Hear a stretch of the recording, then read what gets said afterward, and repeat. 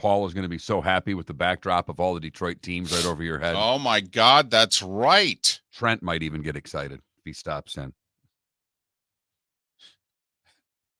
I texted Trent last night before I went to bed, and the Tigers are on the verge of winning their 6th in a row or what have you. 7th, yeah. I go, uh-oh. He said, hey, he led with the Lions yesterday. Take it easy. I'm like, uh-oh.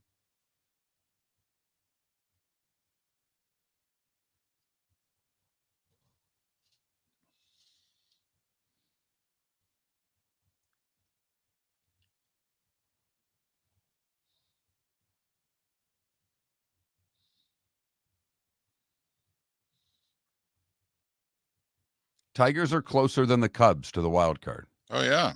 Cubs are just a game. They're 5.5 right back.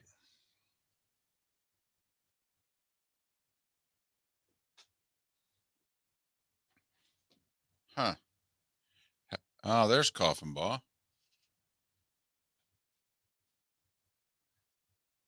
Oh, yeah.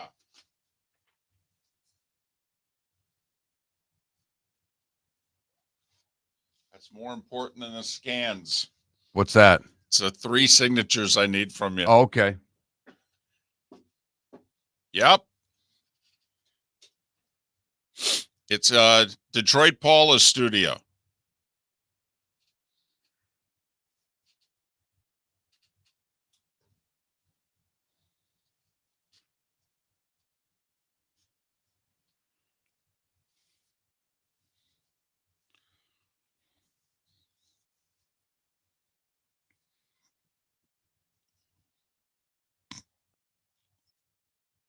Yeah, what a win by the Cubs. Would they go like 3 in the 7th, 4 in the 8th, and 6 in the 9th or something crazy? Yeah, 2, 3, and 6. 2, 3, and 6. Okay, yeah. I knew it was.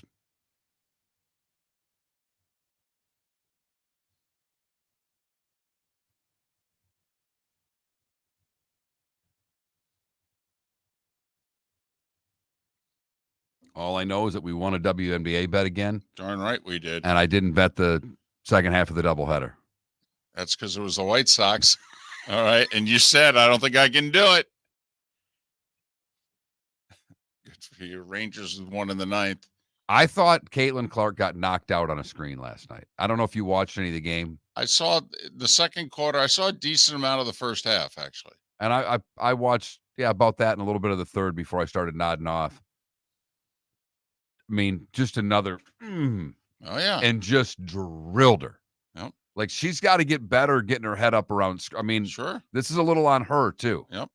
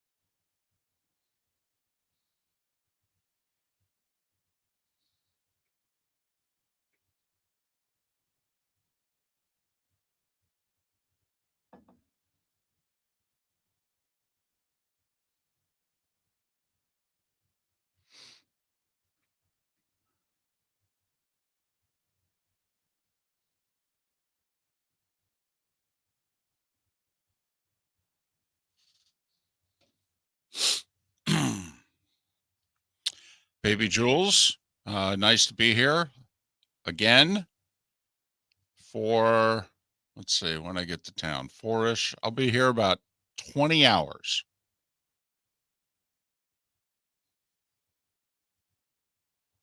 It's a little superstition, keeping my cancer docs, because everybody treated me so well. My mom's finally had it with Moffat. Not in a bad way. She's just like, I'm done with that drive. Oh, really? She's like, I'm done. She's like, to be honest with you, I'm 80. If they find anything anyhow, not sure how we're going to handle that as it is. That's when you go, Okay, Mom. Right. But I mean, she's Yeah. like, I'm not getting chemo. She's, if I were to, she's got another scares with lung, and she's like, I'm not doing chemo at 80. It's not happening. Okay. Okay. You say so. In that case, I guess we can stay here. We could do nothing in the 239, the same as the 813 or whatever it is.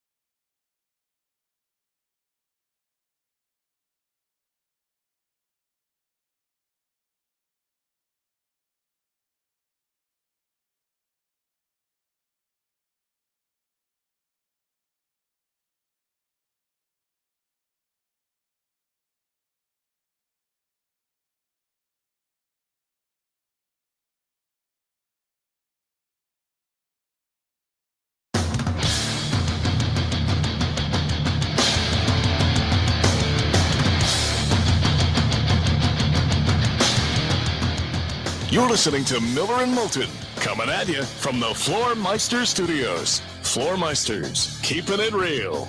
And now, here's Mark Miller and David Moulton. Fired up on this Thursday, Miller and Moulton in the same room. Uh-oh. Our college football picks for the year are forthcoming. How the heck are you? Miller and Moulton. MillerandMoulton.com. Miller_Moulton on X. Top of the morning to you, my friend. How are you? Good morning. I mean, we're almost in the same room. There's a pane of glass between us. But it's as close as we'll ever get now that I'm in the producer role. I've never done the show like this with you before. I'm usually over there. We're about 3 feet apart from one another, and this actually might even be easier. It's a straight shot and no angle. That's true. I'm looking right at you. Yes, I'm the one that is sitting angled. And with the Detroit memorabilia behind me, because the people who normally do a show here, I guess, are big Detroit fans. Yes. So for those that are taking it in on twitch.tv/Miller and Moulton, it looks as if I'm in, I don't know, is it WJR? What's the big? That's the big AM in Talker, Detroit. Yeah. Right. It looks as if I could be hosting the show from there. But fired up, great show lined up for you. We got 4 guests. And we'll make our college football picks for the year. Picks sure to go wrong because I decided, you know me, there's always a theme from me concerning picks. And I decided that I'm going for chaos. Yeah, sure to go wrong. This is like the year in which, I fill out my bracket and it's just madness. Well, I've got one out there pick that will surprise some people. I was torn on what 4 SEC teams are going to make the playoff. What, you sure it's only 4? In my world, it's only 4. Okay. All right. So I'm just saying, it could be 5. Just saying it could be 5. I want to admit a problem that David and I have. Wow. And have you told me of the problem, or? Oh, you're aware of it. It's you're the main source of the problem. And yet the problem is profitable. Because we're on a WNBA heater. Yes, we are. I don't think we've lost a WNBA bet this year. Now, we've only made, I believe, 4 of them. We are 4-0 betting the WNBA. Hey, think about it, though. Over the years, have we lost a women's college basketball bet that we've ever made? No. Ever? No. You darn right we haven't. We don't make a lot of them. No. Very strategic. It seems as if the degenerate scale of 1 to 10, this is like a 14. And it has me not only betting the WNBA, but I'm watching the WNBA. Well, Mark, this just in. When you bet on a game, what do you end up doing? You end up watching that game. There you go. Come on. We had the fever getting points at home. I mean, David Letterman was in the house, for goodness sakes. I mean, it's an event. David Letterman doesn't appear in public. David Letterman was sitting courtside at Indiana Fever game. Just think about that for a minute. He has his, the occasional Netflix show where he does an interview with somebody, but that's all coordinated. It's somewhere very private. Yeah. And he shows up at a few IndyCar races because, he's part owner of a team and he's a huge fan. Right. But he's in the pits and he doesn't have to mingle with anybody. And he was sitting courtside. For a WNBA game. Yeah. Right. I mean, he looks like Colonel Sanders. I mean, with that. Those long beards bother you, don't they? Well, yes. Yeah. I could sum that up in a hell yeah. Dude, rein it in, man. It's not a good look. That's all. I mean, listen. Is it because you can grow a mustache? Can you grow that type of beard? Have you ever? I mean, I don't know if you can. You have to have kind of the curly hair to get that. I actually have very wavy hair. Remember, it used to naturally fro in my younger days. So maybe you could grow the long beard. I can't. Like I had my beard grow out for a while. It just kind of mats around. It doesn't do anything. It looks awful. And, our former producer had that beard for a while. You thought he looked terrible with it. He's lost a bunch of weight, and now he doesn't have the beard anymore. I miss it because I think he was hiding food in there. But it is funny whenever anybody with that long beard comes up, you take a shot. Well, I mean, I'm sorry. It's just First of all, part of it is the era I grew up in. Facial hair, I got into local TV at a young age, at age 20, and I had a mustache, and everybody told me, shave it. It's going to hurt your career. And it actually did. I found out later on I lost out on jobs just simply because of the mustache. Hell, if I had known that, I would have shaved the damn stash. Well, no. People told you it was going to hurt your job. You didn't shave it because you didn't believe people who had worked in the industry a lot longer than you. Right. You were smarter than they were. You were 20 years old, and damn it, I know everything. Well, there was probably a little bit of that. A little bit? And, me with authority. I mean, I'm like John Cougar or Mellencamp or whatever he was when he said, wrote that song. I fought the authority and the law won. Anyway. So, yeah. So the whole, then we had the reality shows and then, the people out in the wild shows and I'm telling you, the 04 Red Sox also, it just seemed as if right around that time, it was okay to just load up on facial hair, go nuts. And we as a country said, yeah, that's a good look. That's a cool look. And I just looked around like, what are you talking about? I was told that if you looked like that, you were fill in the blank. It must. And I know you don't watch the fantasy shows, but there's one guy on the ESPN fantasies. Everybody's dressed ESPN-ish. Right. And there's one guy who wears jeans and T-shirt and is an unkempt mess. And I'm like, wow, they let this guy do that, huh? I guess that's his thing. That's his thing. Right. So, it's probably goes all the way back to my, beginning in local TV days. And it's just, facial hair was just, you can't go there. And now it's like, hey, what can't you do? But I mean, let's be honest, the Colonel Sanders look. I mean, literally, unless you're the face of a national chicken chain. I mean, who wears that look and goes, huh? What do you think? And Letterman was out in public last night. In public. Right. He's looked like that for a decade now. I was going to say retired 9 years ago, May of 2015. So, yeah, he's been like that for a while. Come on, you tell me are you really, and you and I are both big Letterman fans. I love Letterman, miss him, wish he'd come back and honestly, I wish if one of the late night talk show guys were taking a week off, they could convince Letterman to guest host for a week. I'd stay up all 5 nights. I miss him. All right. He looks terrible. Not only that, it's all gray.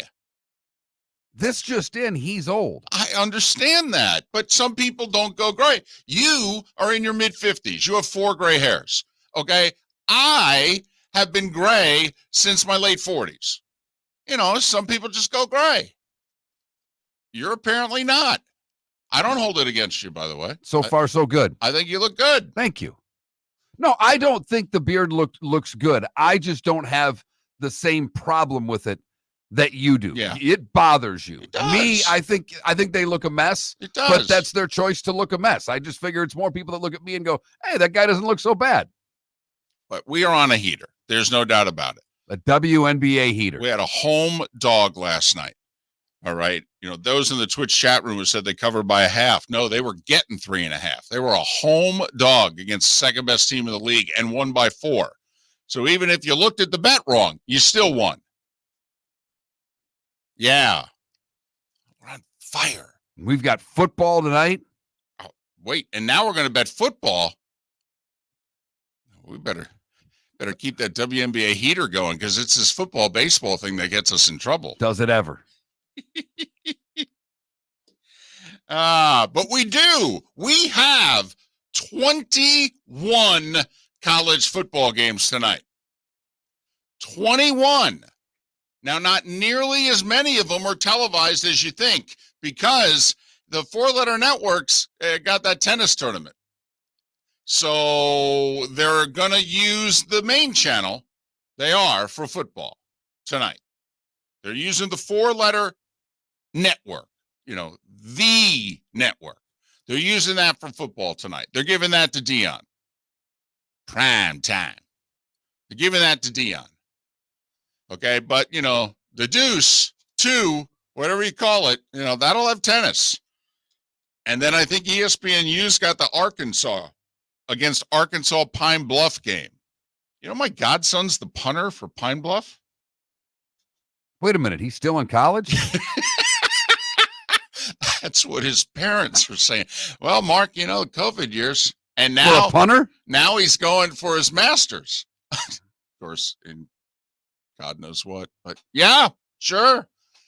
He still has 2 years of eligibility left. Well, he should get some action tonight then. If he's punting against Arkansas, that's right. He'll get some kicks. He'll probably punt more tonight than he has in the first 4 years of his college career. Yes.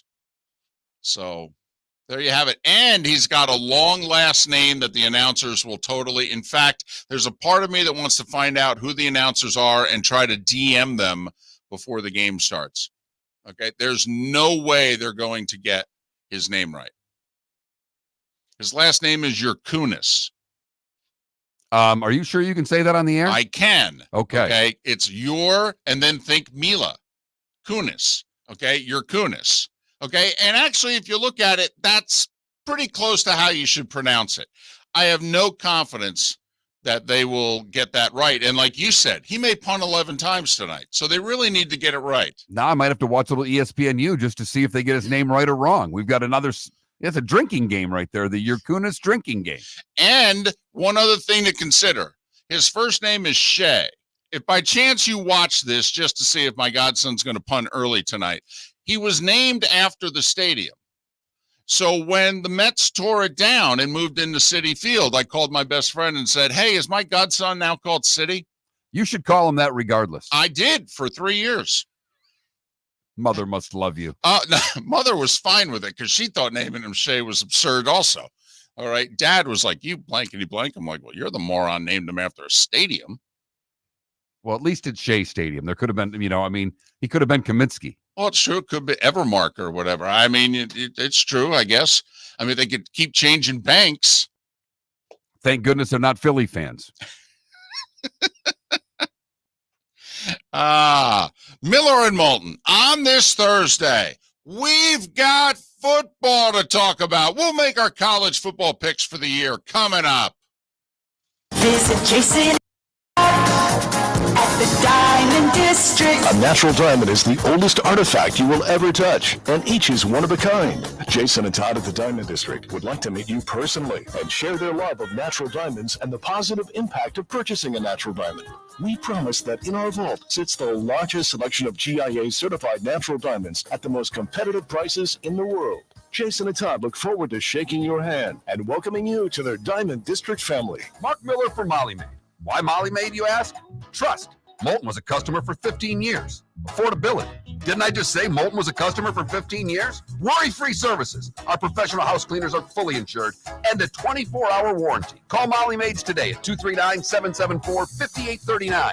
That's 239-774-5839 or online at mollymaid.com/FTMYERS. That's mollymaid.com/FTMYERS. Gentlemen, as your wife mentioned getting new flooring, but you don't want to go through the hassle, well, go see the Floor Meisters in Naples next to Costco. They understand your time and money are important, so they'll make it as painless as possible. With a huge in-stock selection of carpet and Cortec, they can get you the floor your wife's been asking for. They carry wood, vinyl, carpet, and tile. If you do it yourself, no problem. They can handle that as well. So go see TJ at the Floor Meisters and tell them, just keeping it real. Wine glasses never fall over until you get a brand new rug. Oh no! Ketchup bottles act normal till you're wearing a new shirt. Oh, you kidding me? And rocks slide peacefully on the road till the day you get a brand new windshield. Then they fly up off the road and attack without mercy. That's why new windshields from Glass Doctor come with our windshield protection plan. Unlimited repairs and one replacement for 12 months. Don't just fix it, protect it. Glass Doctor. A neighborly company. This is Miller and Moulton.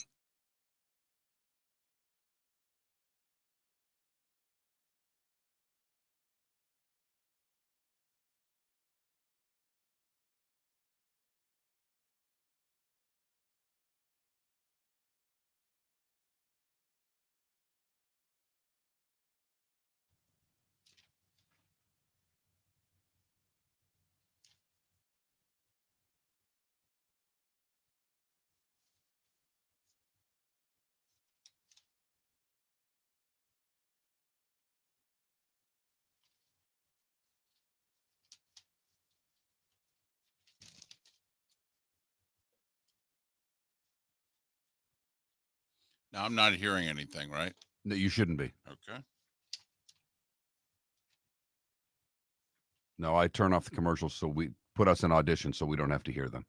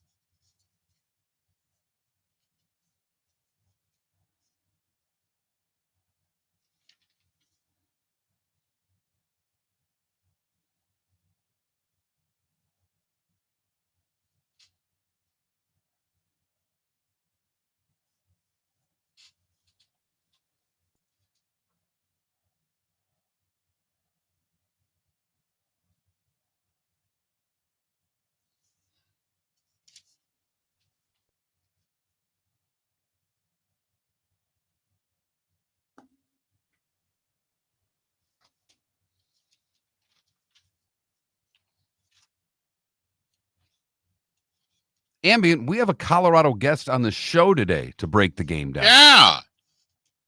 Yeah.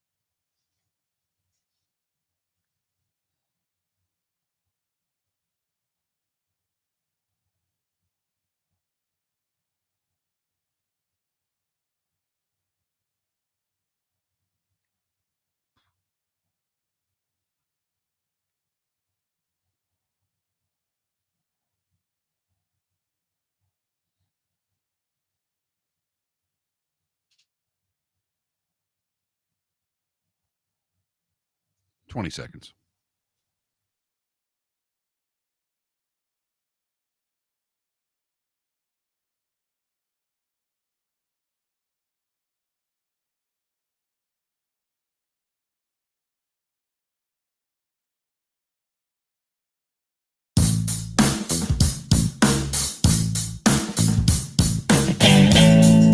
Welcome back to Miller and Moulton. Text the guys what's in your mind at 21,000. That's 21000. And now, here's David Moulton. 21 minutes past the hour. The starting five in a little more than 15 minutes time. Great time of year. Great time of year. 21 college football games tonight. First big college football weekend coming up. Of course, the big one in these parts, the Gators and the Canes, 3:30 Eastern on Saturday. What do you think? Temperature on the field? Think it reaches $110? Man, it's going to be warm, David. It really is. The humidity will be through the roof. Mm-hmm. Temps in the 90s. But no one has an advantage. I mean, they both know what the weather is. They both practice in it every day. All right. So, you know me and schedules. I mean, I get bogged down in them all the time. I mean, you want to paralyze me? Just put a bunch of schedules in front of me. Honestly, I'll get nothing accomplished. Nothing. I won't be able to successfully play a game of tic-tac-toe if you put a few schedules in front of me. So, I have a scenario. Do you think the committee would ever rank a 9-3 team ahead of a 10-2 team if the 9-3 team has beaten the 10-2 team? Yes, I do. And I think the way the SEC schedule works this year, everybody seems to be playing everybody. Even Missouri, who everybody's talking about having a relatively easy schedule. And it is. They still go to Alabama, and they host Oklahoma, and they go to A&M, right?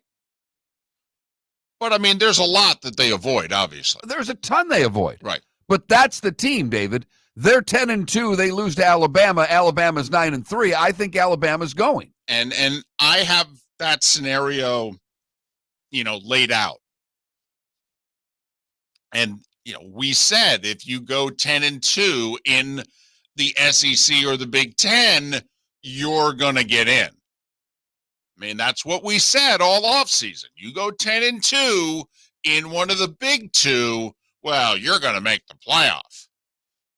This is where I think schedule plays into it. It's tough to get an easier. Here's also non-conference for Missouri: Murray State, Buffalo, Boston College, Massachusetts.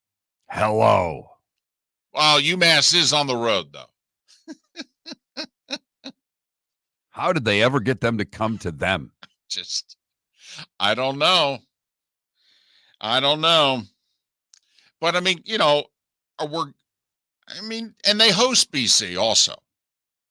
So the roadie of the Murray State, Buffalo, BC, UMass, quartet is not Boston College. Which, let's face it, those of us in these parts have seen many a Florida State and Miami team go to Chestnut Hill and struggle, and that's even if they win. I'll counter your non-conference schedule with what Iowa has this year. Yes, they have Iowa State, who looks like they have a formidable team, and that game will be and always is a tough game for both schools. And that'll be a 3:30 CBS game too, Mark Miller. But Illinois State and Troy are your games sandwiched around the Iowa State game. Well, Troy can be salty, but Troy's not UMass. Troy's a legit team. Outside of Ohio State, road games at Minnesota, Michigan State, UCLA, and Maryland. Oh, yeah. Oh, no. It's a schedule, baby. In fact, that could be an 11-1 schedule qualifying for the playoff. But you wonder with that schedule, if at 10-2, they'll get the nod. I don't think they will. Unless there's chaos, unless there's all kinds of 3-loss teams out there with the wrong losses. Michigan puts up a 9-3 with their schedule, and Iowa puts up a 10-2. Who goes? Well, it should be Michigan. Right. I mean, we said that about Florida a week ago. We were not kidding. If somehow, some way, Napier and the Gators put a 9-3 on the board, I'm sorry. I want to force, if the SEC is going to get 5, I want the Gators to be 5. With their schedule, 9-3? Seriously? I'd look at anybody, all the other teams, the second team in the ACC, Big 12, the fourth team in the Big 10, the whole deal. Just look right at them and go, how do you think you do against that schedule? Particularly when it's backloaded of what they're going to have to finish with. How do you think you do against that schedule? 9-3? Yeah, I don't think so. Now, we don't think they're going to go 9-3, but I'm just saying, you get a schedule like that, you go 9-3, we gotta try to find a way to give you the benefit of the doubt. But Phil Steele on our show says he thinks they could go 8-4. If they go 8-4, finding one more win is not that much of an impossibility. All start Saturday with the Gators. Everything starts Saturdays. Oh my goodness, Miami and Florida. I cannot wait. And we came to the conclusion, and we had guests agree with us, which is always nice, that we could all be wrong together, that Miami is playing for the entire conference Saturday. That Miami needs to win so that the ACC is still alive to get more than one team. Unless Clemson were to pull off a stunner in Atlanta, which most of us don't think they can do, being a 13.5-point underdog in that game. I'll say this, though. I know I said it before. I believe Clemson can lose by 7 or less. And at the end of the year go, really? How many of you want to play Georgia on a neutral field? By the way, the neutral field's in Atlanta. Okay? How many of you going to play Georgia in Atlanta and lose by 6?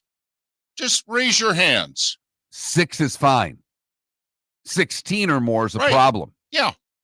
But if they lose by a score, I mean, it's like, come on now, that's a schedule loss. So they didn't lose a lot of players to the portal. I think they bring all but 3 guys back from their 2 deep. A lot of people think he has a team this year. There's a lot of talent in Clemson. We shall see. Saturday will be a great litmus test early on for the Tigers against Georgia. But you should feel really good about yourself, though. I don't know if you really sunk your teeth into it yesterday. I don't know if you heard it, because Bud Elliott threw a lot of information at us. Well, Bud Elliott did release on Tuesday the 12 teams he believes will be in the playoffs, and he has one team making it from the ACC. And that team's the Miami Hurricanes. That's just nuts. I didn't even dive into that deep end of the pool, David. I have them going to the game. I have them losing to Clemson in the game. He has the Miami Hurricanes. And he said, hey, they're favored in the swamp. If they win, it's difficult to see them not favored in every game they play this year, that they'll be a slight home favorite against the Noles. And they'll be expected to be, 7-0 when they play that game? Yes. I might have. They got Vodtech on a Friday night. There's part of me thinking I need to make that trek over. Well, it's funny you say that. You may hear that team mentioned a little bit later on in the show. Just saying. Surprise, surprise. You may hear that team mentioned. That's all I'm going to say. Our college football picks coming up in the 7 o'clock hour. Terrific show lined up for you today. JP Shadrick will join us. We'll talk some Jags with him. Roy Cummings to talk the Bucs. Pat Kirwan to talk all things NFL. Are we going to be able to talk Bucs with Roy Cummings? His Cubs have won 6 in a row. And what, like 10 of 12 or something like that? I mean, they're on a heater. They are. They're almost as hot as we are picking WNBA games. That's how hot the Cubs are. Hot. Yes. So, he might be distracted. That's all I'm saying. To get him down the road to talk about the Bucs, we may have to talk about the Cubs for a minute or two. Especially with the comeback they had last night. Oh, my goodness. Down 7 runs and come back and beat the Pirates. Oh. Did you see? And the big comeback did not happen against Paul Skeens. The Pirates took Skeens out because they were up by, 10-3. Right. They took him out and they blew the game. And Olivia Dunn sent out a meme kind of like, are you kidding me? It's always nice when the high-profile girlfriend's trashing the team. Don't worry, you won't be a pirate that long. Well, at least a few more years. He'll be a pirate longer than she'll be his girlfriend. Ooh. There's a bet, huh? That's a prop bet for you. Miller and Moulton, starting 5 is next. Gentlemen, as your wife mentioned getting new flooring, but you don't want to go through the hassle, well, go see the Floor Meisters in Naples next to Costco. They understand your time and money are important, so they'll make it as painless as possible. With a huge in-stock selection of carpet and Core-Tech, they can get you the floor your wife's been asking for. They carry wood, vinyl, carpet, and tile. If you do it yourself, no problem. They can handle that as well. So go see TJ at the Floor Meisters and tell them, just keeping it real. Do you have a sleep problem but don't want to wear a CPAP mask? This is Mark Miller for Sleep Treatment Direct. The mask wasn't working for me, and I didn't think I had an alternative. I do. We all do. They have such simple alternatives with greater success than the mask. Visit sleeptreatmentdirect.com. That's sleeptreatmentdirect.com. And if you are like me and your CPAP machine isn't working for you, it's time for a change. Call 239-444-1741. That's 239-444-1741. Sleep Treatment Direct. Sleep safe and sound. The Cape Coral Police Department is growing. They are currently looking for police officers and are offering a $10,000 signing bonus to newly hired officers. If you desire a career in law enforcement, or if you are already in law enforcement and thinking about making a move to a better agency, think Cape Coral Police Department. If you're looking for a police department that is committed to excellence, that invests in the highest level of training, state-of-the-art equipment, and some of the highest compensation in all of Southwest Florida, then the Cape Coral Police Department is for you. Visit capecops.com. That's capecops.com. Mark Miller for Molly Maid. Why Molly Maid, you ask? Trust. Moulton was a customer for 15 years. Affordability. Didn't I just say Moulton was a customer for 15 years? Worry-free services. Our professional house cleaners are fully insured and a 24-hour warranty. Call Molly Maids today at 239-774-5839. That's 239-774-5839 or online at mollymaid.com/FTMYERS. That's mollymaid.com/FTMYERS. This is Miller and Moulton.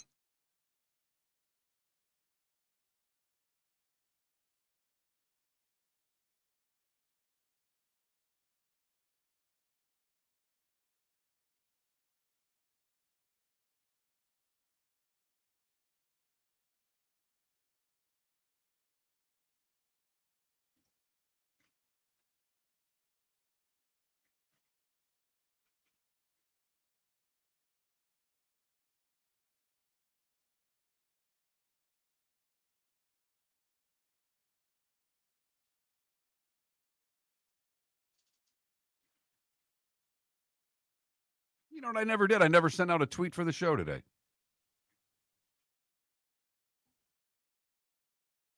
Okay. That's on me.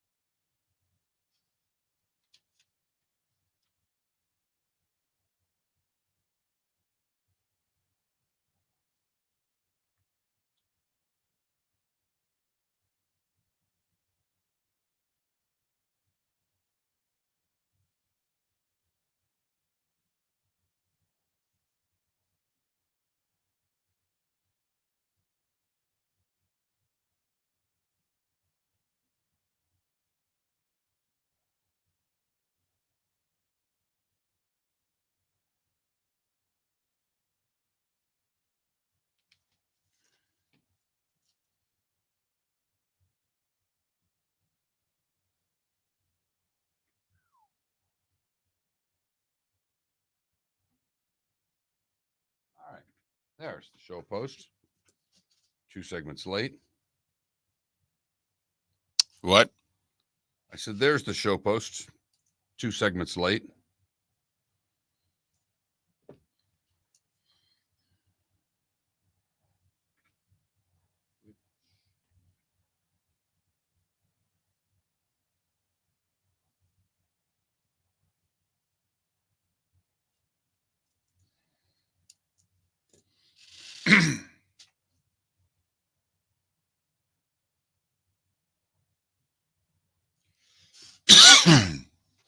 Morning, everybody.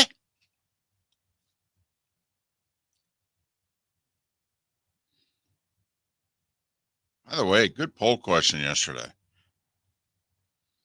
52-48, Dion.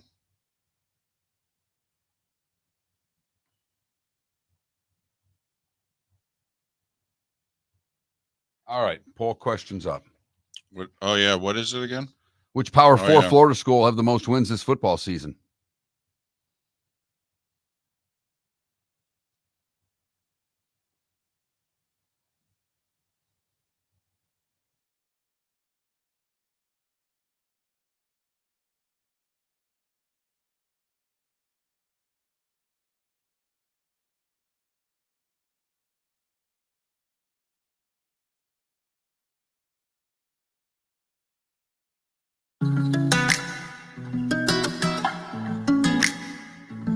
Welcome back to Miller and Moulton. Text the guys what's in your mind at 21,000. That's 21000. And now, here's David Moulton.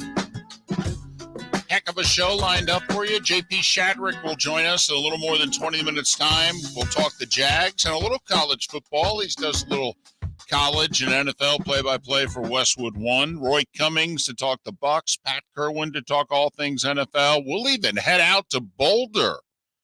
Get a little Colorado Buffaloes love preview.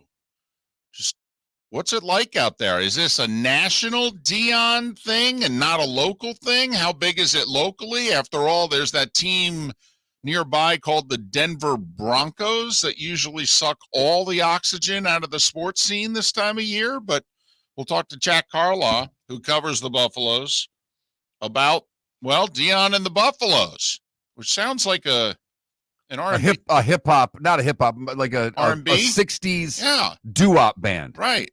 Dion and the Buffaloes. Dion and the Buffaloes coming to playing Friday at 9 or Thursday at 8. Depends what time zone you're in. Sold out again the whole year. First year, every ticket sold. Second year, every ticket sold. Before the season starts, too. I mean, financially, that's been a windfall. Absolutely. Which is why, by the way, for those wondering about Dion and can he get another job, I mean, come on now. What talks loudly in this world? Cash. And Dion right now. But he's got to win for the cash to continue to the next place. He does. Tell you what, if Dave Aranda has another bad year at Baylor, 3rd year in a row where he doesn't go to a bowl, and Dion goes 8-4, if you're Baylor, you call Dion? Absolutely. Okay. Just asking.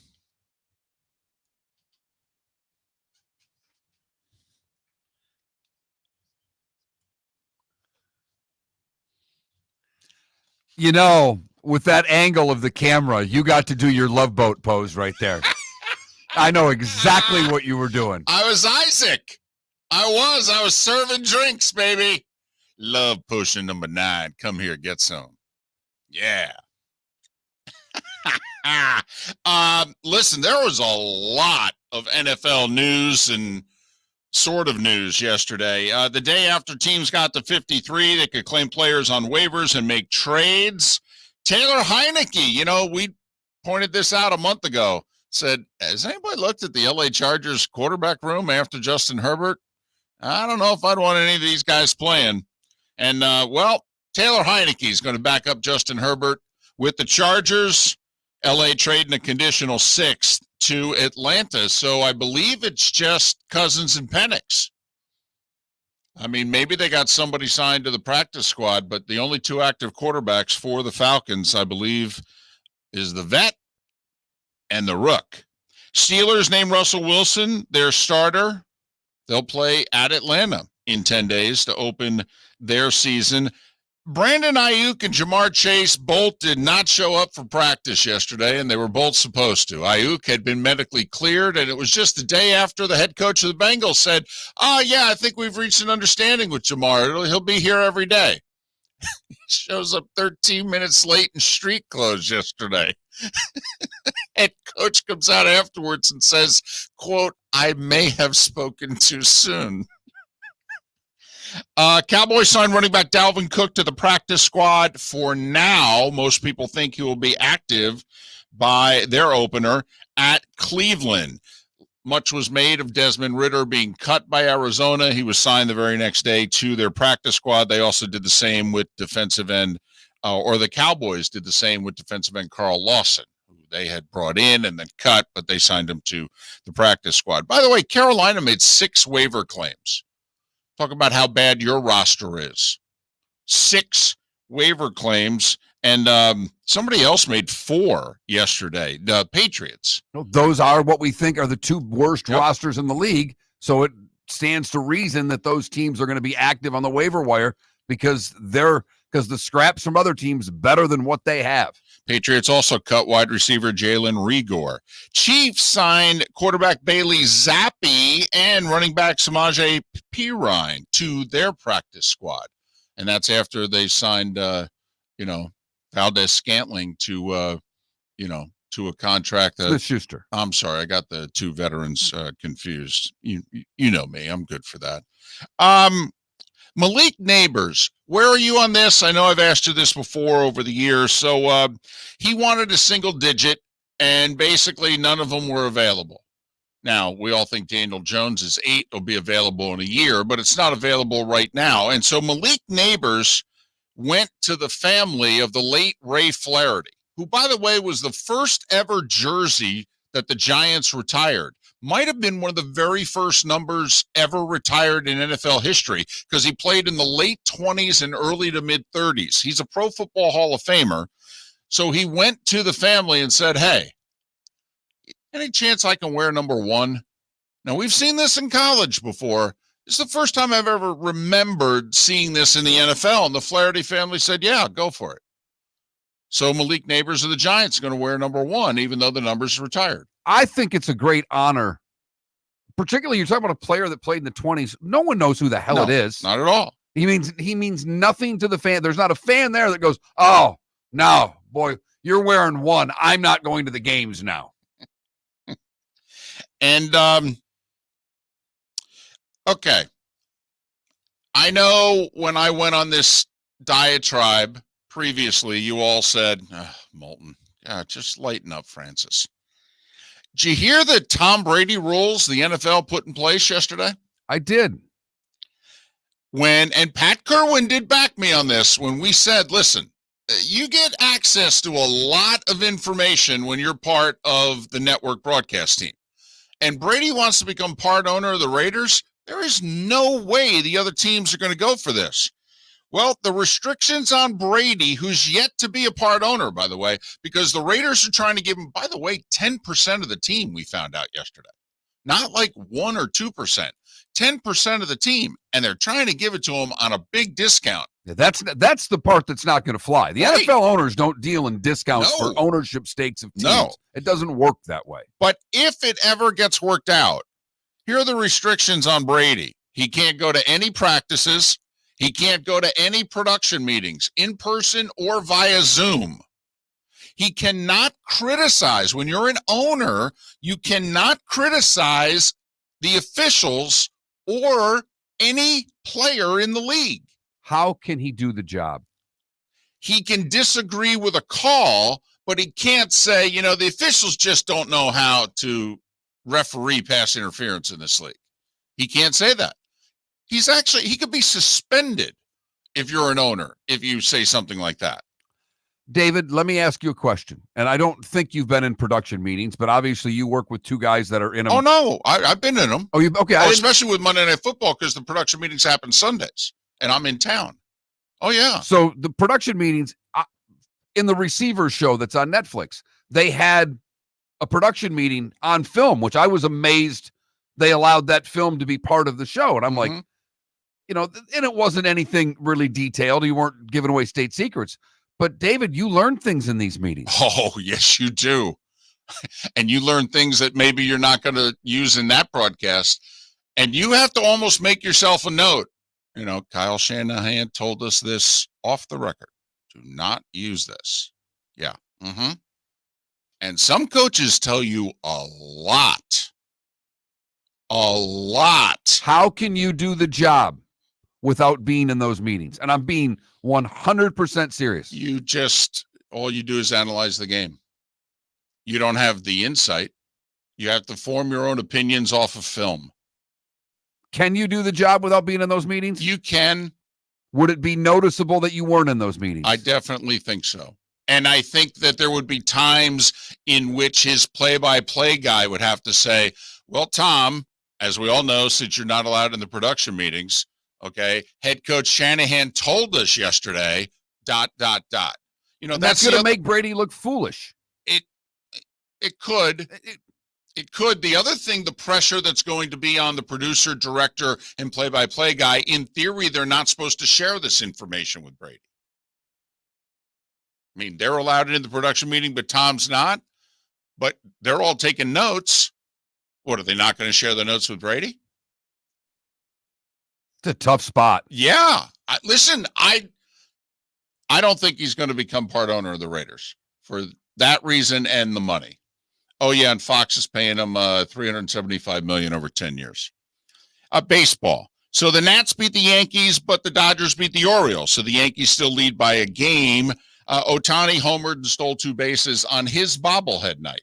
Yeah, that's not even the main story of the game. The main story of the game was the ceremonial first pitch that was thrown out by his dog. Right. Just the whole damn family's really talented. Yeah. And he had no idea that anybody was gambling. No. He trained a dog to run to home base and give him the ball, but had no clue that somebody was gambling. That was his best friend. What? Tens of millions? Are you kidding? With his money. Are you kidding me? Dodgers lead is 3 over Arizona. Corbin Carroll with a slam in the 8th. They rallied to beat the Mets 8-5. Padres fall 4 back because the Cardinals walked them off 4-3. Battle of first in the AL Central. Cleveland rallied to beat the Royals 7-5. They lead KC by a game. Meanwhile, the Twins, they can't beat the Braves. Chris Sale, win number 15 last night. You just give him the Cy Young now? Certainly seems that way. 4-run 7th for the Braves. They win 5-1. They have a 4-game lead over the Mets for the final playoff spot in the National League. Houston beat the Phillies 10-0. Yordan Alvarez, not 1, not 2, but 3 home runs. Seattle beat Tampa Bay 6-2. Mariners 3.5 back the Astros. Red Sox with a 3-0 win over Toronto. They're 3 back of the Twins for the final playoff spot. By the way, the Tigers are 4.5 back. There you go. Of the Twins. They've won 6 in a row. They're now 2 over 500. They edged the Angels last night 3-2. Milwaukee's lead is 9 in the NL Central. Their magic number's 21. They beat the Giants 5-3, but look out for the Cubs. They scored 2 in the 7th, 3 in the 8th, and 6 in the 9th to rally from a 10-3 deficit. The Bears beat the Steelers 14-10.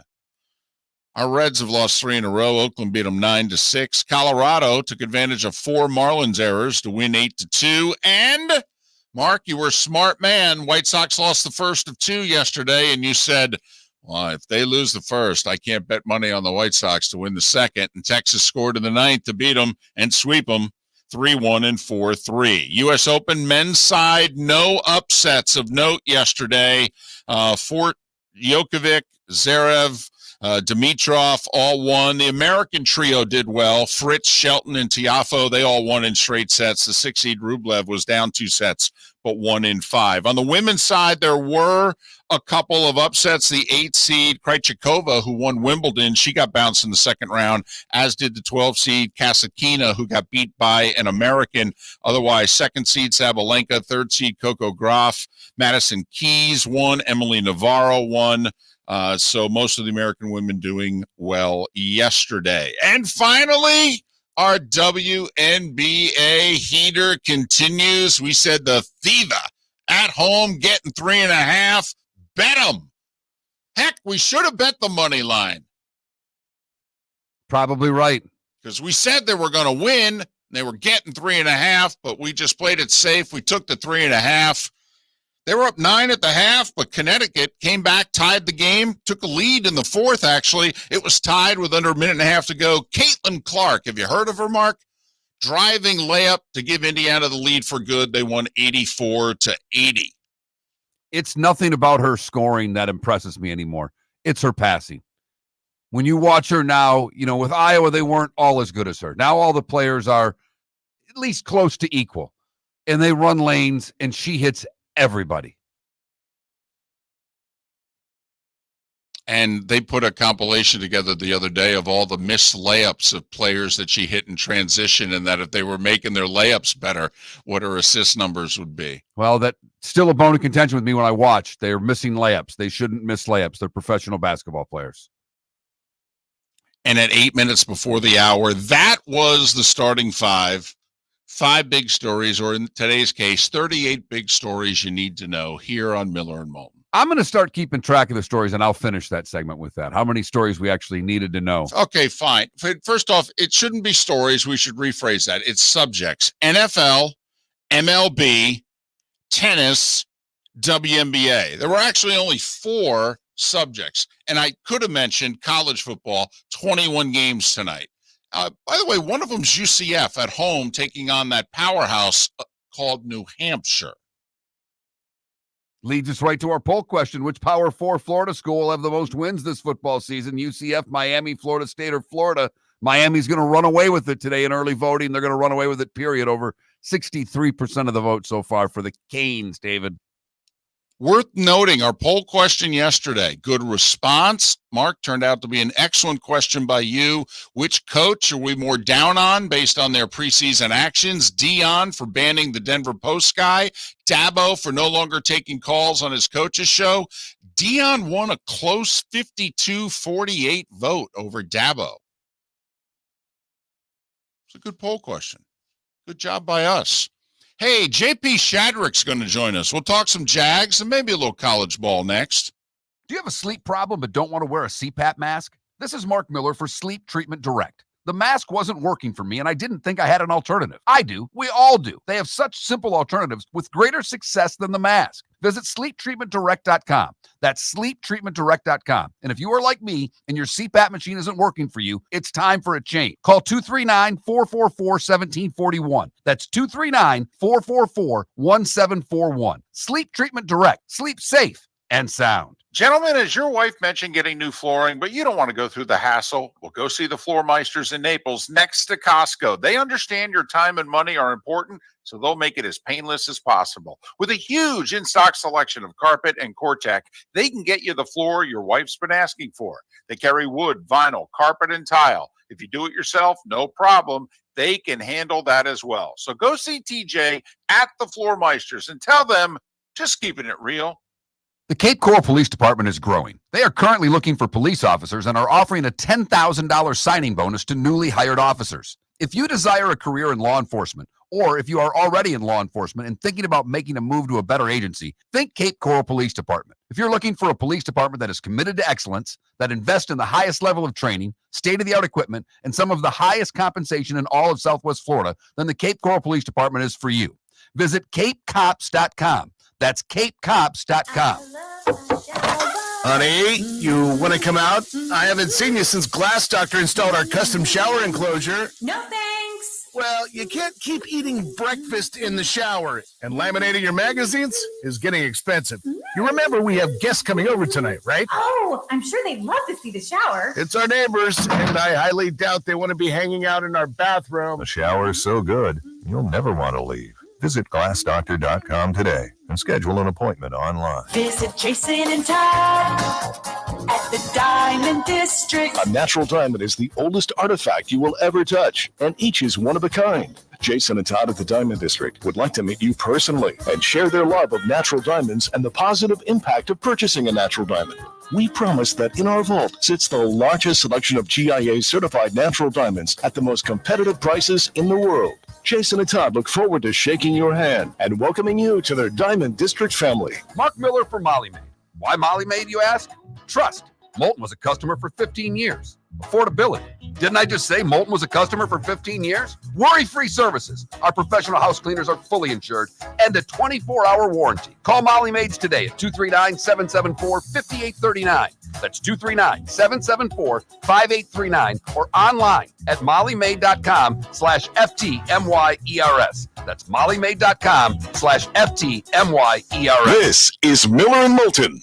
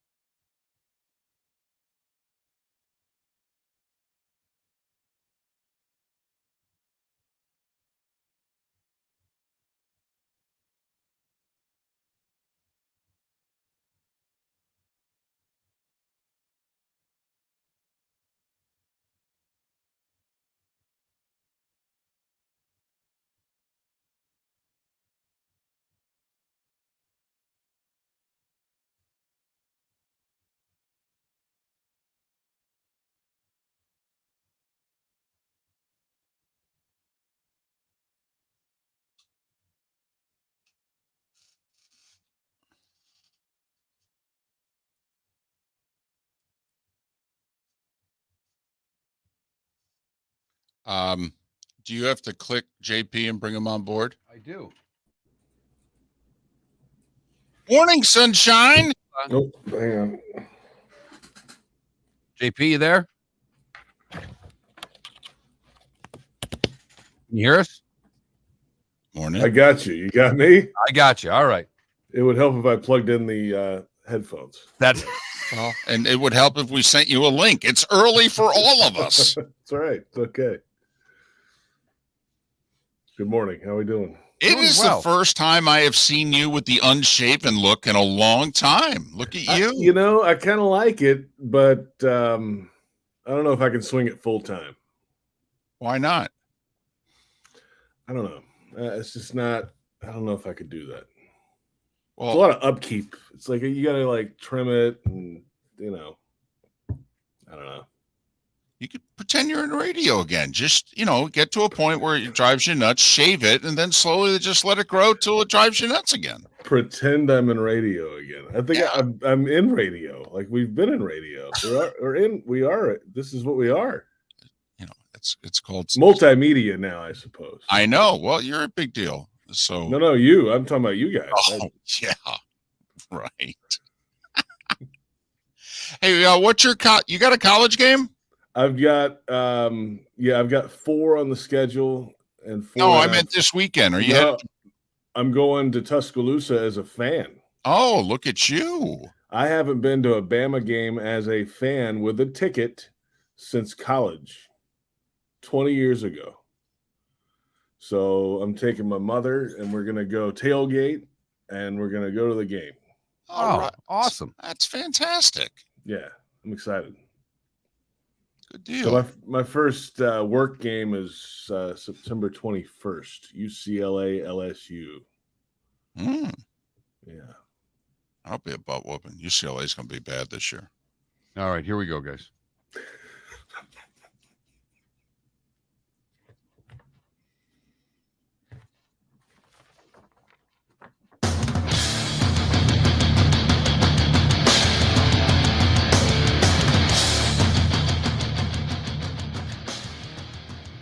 You're listening to Miller and Moulton, coming at you from the Floor Meister Studios. Floor Meisters, keeping it real. And now, here's Mark Miller and David Moulton.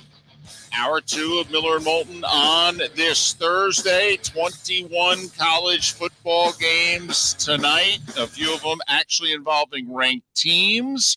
Miller and Moulton will make their college football picks for the season coming up in a bit. But JP Shadrick, kind enough to join us. He's part of the Jags Radio Network, calls college football in the NFL for Westwood One. He's off this weekend, however, heading to a game as a fan. Follow JP on X at JP Shadrick.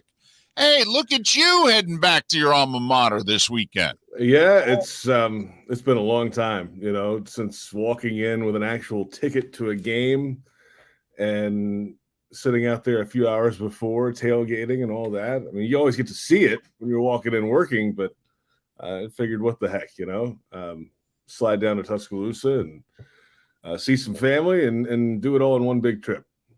Good for you. I love it. When's the last time you were at a game as a fan? Let's see. It had to be the 2003 season. So Shula was the coach the last time you were a fan. Wow. Yeah. I mean, because that was my senior year of college. So imagine that. And then every Bama game that I've been at since, I've had a working capacity of some kind, whether it's standing by Dave or it's standing by Jill or you were standing by Vern. By Vern, right? Yeah, by Vern. Or, we're calling them later, so this will be fun, man. I'm excited. And, it's the first game for the new head coach, so it's a big one. I don't know about it's a big one. He's got to set the tone. Well, at least he's not a fan, David. It's a big one. It's a big one. Who's Western Kentucky University. It's a big one. It's a big one. It's a really big one if they don't play well. Okay. Now that part's true. It's always big when the Crimson Tide and the Hilltoppers get it on in football. All right, let's talk about the Jags. So cutdown day's happening. And all right, I'm going to sound like a complete Jags novice, which I'm not, but I'm in the area code. But when they start cutting guys that I've heard of, I'm like, wow, heard of him, heard of him, heard. I mean, they cut 3 defensive guys who I think have been a regular part of the defense for a couple of years. I'm like, that's interesting. Did the cuts, any of them surprise you? Not necessarily, because I think the way they had let's just talk about the defense first. They've changed the whole scheme on defense. It's now a 4-down lineman front. So they had to kind of change some personnel for that and adjust the personnel at the linebacker level. They want to play corner a different type of way. So they want press man corners who can play and run. Okay, that's fine. So they had to make some changes to the personnel because of that. Offensively, you had a pretty good idea of the starters. That wasn't the question. Really, in the offense, it was the depth of the offensive linemen and who they were really going to keep there. And I was a little surprised that they didn't keep Blake Hance around on the offensive line as kind of a swing type of person, can play multiple positions, not just the tackle.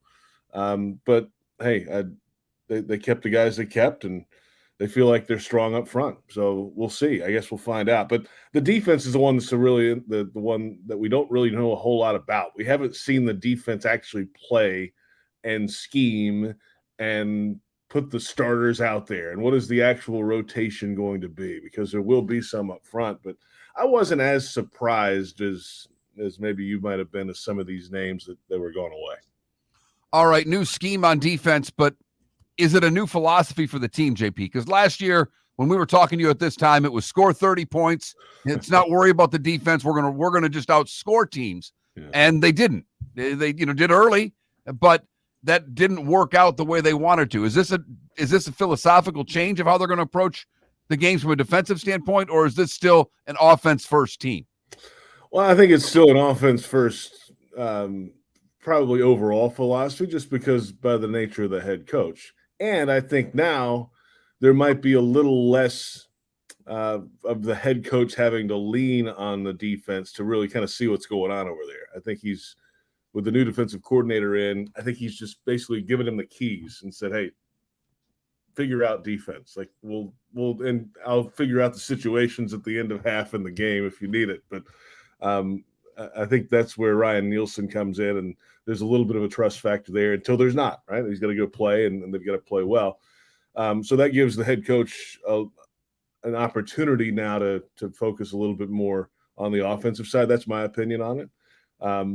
So, they still want to score 30 a game. I don't think they're going to go away from that. They haven't quite said that as publicly this year. They understand. But I think there is probably a little different philosophy on the offensive line. You'll probably see a little more, 3-point stance, try to drive off the ball in certain situations. They were not good in short yardage last year, and that's been a focus this preseason. And how did they really approach the line play? Because that sets up everything else. And because they didn't have it. They had a rotating offensive line last year, guys coming and going, guys suspended, hurt, and they couldn't get their starting five they wanted out there except for one game at the very end of the season, and it was too late. So that's the focus of the offense, I think, is the offensive line and their physicality and cohesion and all those things that come together. They didn't have it all last year.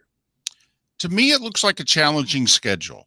The first 6 games they have 5 teams that had winning records a year ago, and the 6th one is now, granted, it's a London game, and we know how good the Jags are in London, but it's against a Bears team that has some expectations.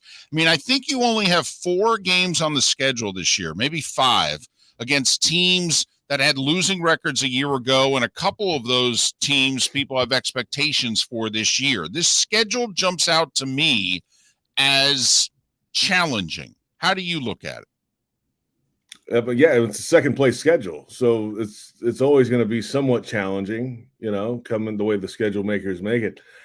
I think the first 4 games can be really tough. I think the first 4 games can be really positive if the Jaguars come away with like 3 out of the first 4. 3 of the first 4 on the road, in Miami, at Bills week 3, at Texans. The home game is week 2 against the Browns. I think if they come out of there 2-2, that's a fantastic start, I think, for this team. Just the way the Dolphins play offense. The Browns defense is good. Bills Monday Night Football, tough environment. Jags beat the Bills last year, by the way. Well, and also the Bills will have 4 days extra rest because their week 2 games on Thursday. A Thursday. So they'll have like 11 days to prepare for the Jags. It's tough. And then you circle the calendar at Texans week 4. That sets the tone for the division. That's the first time you're going to see that. Those are the teams everybody's talking about. You want to go kind of handle the division, you got to go win that game down in Houston. Then it's back home Colts, and then the 2 games in London, Bears, Patriots. Okay, if you're 2-2 in the first 4, you can handle the Colts here most likely, hopefully. And then London, in best case scenario, 5-2, and now you're set up. I think if this team can get to the Thanksgiving bye week area around 500, maybe a game above it for that stretch run where there's 4 of the last 6 at home, then you got something. That's what I think Doug Peterson would love to have, a healthy team in the hunt right after Thanksgiving, a game after, then they can just go run and get it. When you look at the Miami game, you mentioned the offensive line and trying to show their wherewithal and be a little tougher.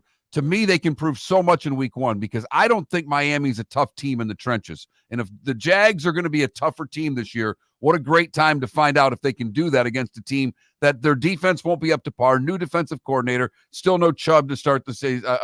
No Chubb to start the season. So there's some vulnerability to me on that defense, and you don't want to let them have a track meet with you. I mean, this is a game where they're going to have to really power through the Dolphins game. Yeah, I mean, run the ball. Shorten the game maybe, right? Kill some clock, and just hope to goodness that you hit Tyreek Hill at the line and don't let him get free, right? I mean, it's easier said than done, the way they do the pre-snap motions and things. I think for the defense, I know we were talking about on the Dolphins defense, but the Jags defense, this is their debut. The way the Dolphins play offense and move guys around, and what they got a fast running back as well. I mean, they've got guys that can fly. So that's the challenge going into this one. But if they can run it and somehow, take a possession or 2 away from them, slow them down a little bit, don't let them get over the top, and they got a shot. Every time we talk to JP Shadrick, we're talking to JP Shadrick, Jags Radio Network, Westwood One play-by-play, a college and pro football. Can we talk to JP Shadrick, Alabama fan? Can we talk to 2 minutes with JP Shadrick, Alabama alum? Okay. Come on, you know the schedule. I don't know if you're ready for that. Do you know the schedule? What's Alabama going this year? I got to pull it up. Come on, you're at Wisconsin, home for Georgia, at Tennessee, at LSU, at Oklahoma. You host the Iron Bowl. No Nick Saban. Yeah, I knew he was gone. Thanks, Dave. Appreciate that. I'll give him 10. I'll give him 10 wins. Did you catch a little bit of accent that came out there? A little bit. You said, the Westwood One, I'll give him, and 10. Very Southern. Yep. I'll give him 10. I'll give him 10. And then just wait till I'm up there for a week. And comes back. And then all of a sudden they're in the mix. I mean, Georgia's really good. They're going to be right there. All right, here's the crux of it. If they go 9-3 and miss the playoffs, okay, you guys going to be able to live with that? It's a yes or no question. Come on now. I mean, I'm talking to JP Shadrick, the Alabama alum, not the Westwood One guy. Dave, it's a 12-team playoff. You got to make the playoff. Okay, all right. That's my opinion. I don't know. I mean, I just work here. Actually, I don't work here. This is the fan talking. I'm not used to talking like this. Right. They're not going to run anybody off or anything, but that would not be a good start. Okay. Miss the playoff. Just 3 beers and a smoked sausage at a tailgate. They're winning 11. That's all I'm telling you right now. There's no doubt. And by the time he gets back, they go 9-3. We're calling Nick out of retirement. This bum is gone. He's still got an office there. So. Yeah, but let me tell you, that's about all he has. Yeah. Apparently, they've damn near emptied the thing. DeBoer's office looks totally different. I mean, by the way, did you see Nick's new commercial? I thought that was fantastic. It's outstanding. Oh man, daddy time in the hot tub. He's gonna crush this media thing. Just crush it. All right. Hey, safe travels. Enjoy yourself. You deserve it. And we'll talk next week. All right, fellas. We'll see you each and every week. JP Can't wait. Thanks, JP. Will join us. And he'll join us on this day. He'll just usually join us 2 hours from now. He's got a tailgate to get to. Yeah, Mom. This is how you do it. You leave Thursday for a Saturday game. And next week, we'll ask him what Mom thinks. We got his pick on the season. We'll get Mom's pick on the season next week. We'll start making our picks next. Gentlemen, as your wife mentioned getting new flooring, but you don't want to go through the hassle, well, go see the Floor Meisters in Naples next to Costco. They understand your time and money are important, so they'll make it as painless as possible. With a huge in-stock selection of carpet and Cortec, they can get you the floor your wife's been asking for. They carry wood, vinyl, carpet, and tile. If you do it yourself, no problem. They can handle that as well. So go see TJ at the Floor Meisters and tell them, just keeping it real. The Cape Coral Police Department is growing. They are currently looking for police officers and are offering a $10,000 signing bonus to newly hired officers. If you desire a career in law enforcement, or if you are already in law enforcement and thinking about making a move to a better agency, think Cape Coral Police Department. If you're looking for a police department that is committed to excellence, that invests in the highest level of training, state-of-the-art equipment, and some of the highest compensation in all of Southwest Florida, then the Cape Coral Police Department is for you. Visit capecops.com. That's capecops.com. David Moulton of Miller and Moulton just wanting to let everyone know our show has changed in that we now own 100% of it. And that means not only do we produce all the content, but we also now have to sell it. So, no better time to tell all the car dealers, lawyers, jewelers, construction companies, bank managers, insurance agents, or bar restaurant owners that Miller and Moulton is the second highest rated show for men 25-54 and men 35-64 in Lee, Collier, and Charlotte counties, while being the morning show that men listen to the longest. So you probably should be advertising on Miller and Moulton. And if you'd like to, contact us directly by texting sponsor to 21,000 or hit up Mark on X at that Mark Miller or me at the David Moulton. No one can give you the pricing or service on Miller and Moulton like Miller and Moulton. To advertise, text 21,000 now. Or you can hit us up on X. Mark is at that Mark Miller, and I'm at the David Moulton. This is Miller and Moulton.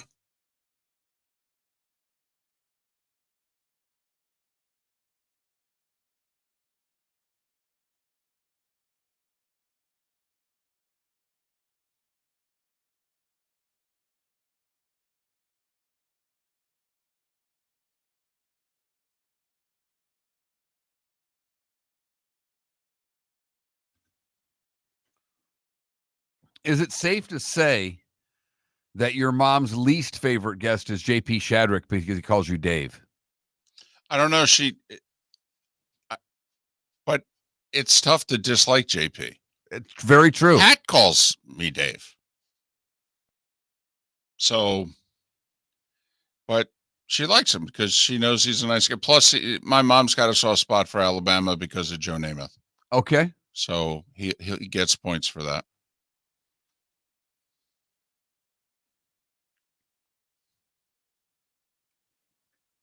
Did you see who's hosting the Golden Globes? No. Nikki Glaser. Really? Yeah. That's outstanding. I mean, the best roaster on the planet right now is going to do the Golden Globes. Wow. I mean, Ricky Gervais may watch the first half hour.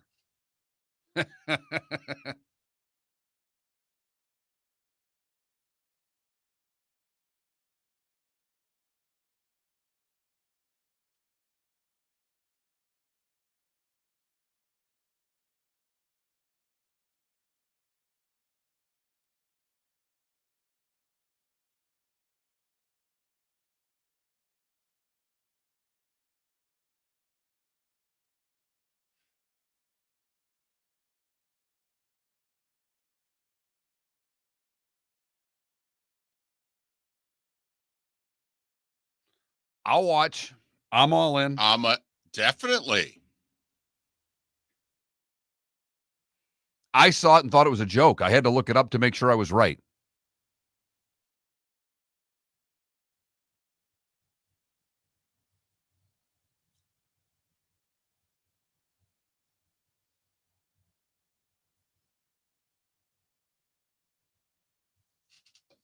Do you have a black pen?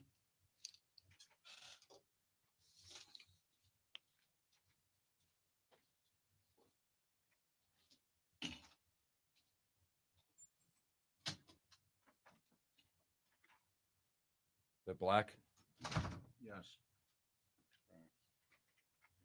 Right there. Under my name? Just sign. I have to sign it.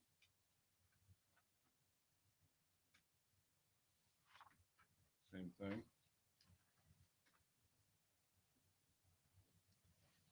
Same thing.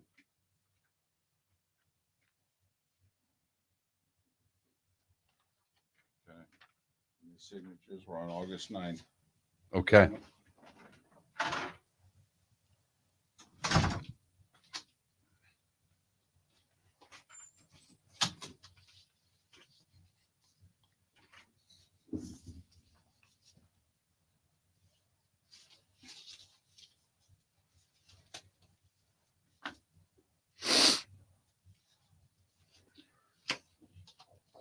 By the way, kept it.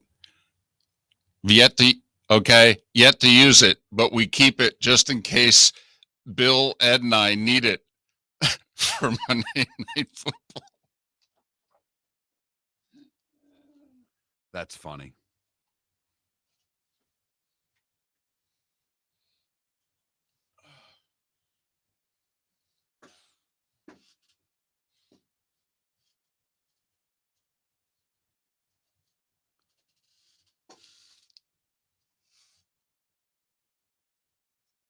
I didn't say anything. I was just, Gotcha. I was looking around to see if you on this side with 4 computers to use and a board, if your head would just explode in this room.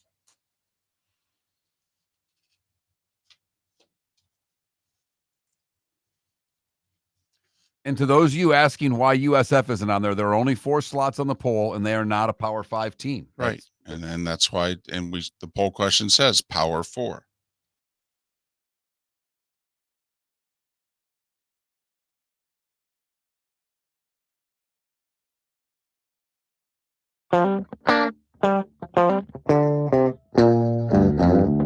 You're listening to Miller and Moulton. And now, here's Mark Miller and David Moulton.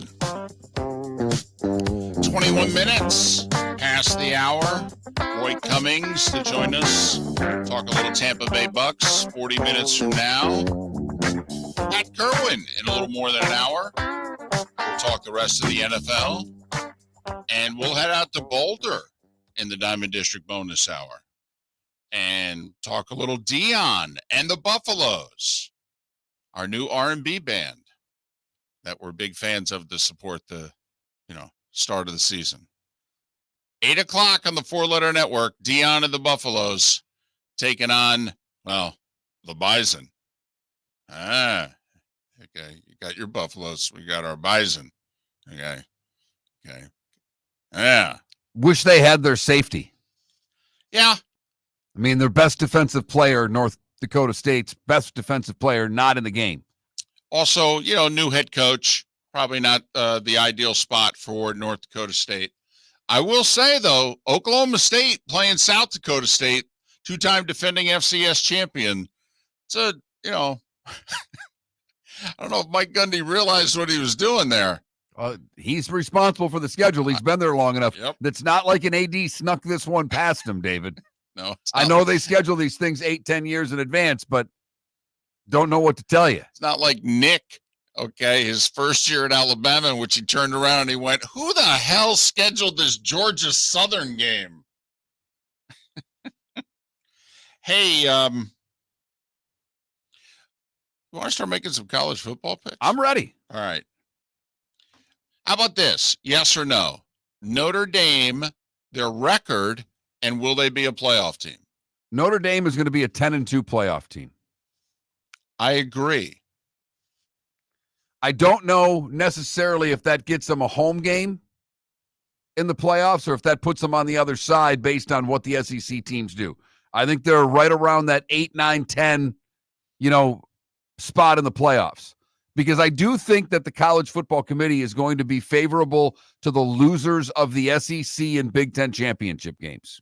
I don't think that will knock them down spots in the pecking order, if you know what I mean. Well, you got to figure the Power 5 team will be ranked behind Notre Dame, right? The Group of 5 team. That's what I meant. Yep. Sorry. Absolutely. And so, then you need 3 others. So like the last Big Ten qualifier, will they be ranked above or below Notre Dame? For what it's worth, I have Notre Dame as a 10 seed. Ooh. At 10-2. So you actually put seeds next to this. See, I haven't done the playoff. I just have my teams. Well, I mean, I've got who the 4 buys are, and I've got the next 8. Wow. Look at you. Well, I got the buys. Okay. I guess, all right. But, I mean, I had to put some thought into it. When this goes wrong, there's got to be a reason why it went wrong. Gotcha. But I didn't have the guts to pull 5 from the SEC. I didn't have the guts to pull a Missouri, getting done what is possible with a schedule that is very favorable and a quarterback that can play. I mean, the quarterback play in the SEC should be staggeringly good this year. The Big Ten is the conference with virtually no returning quarterbacks. The SEC is the conference with a ton of them. And because think about it, 4 Big Ten quarterbacks got drafted in the top 12. I think your Heisman Trophy winner is a quarterback from the SEC. Ooh. You on the Nuss bus?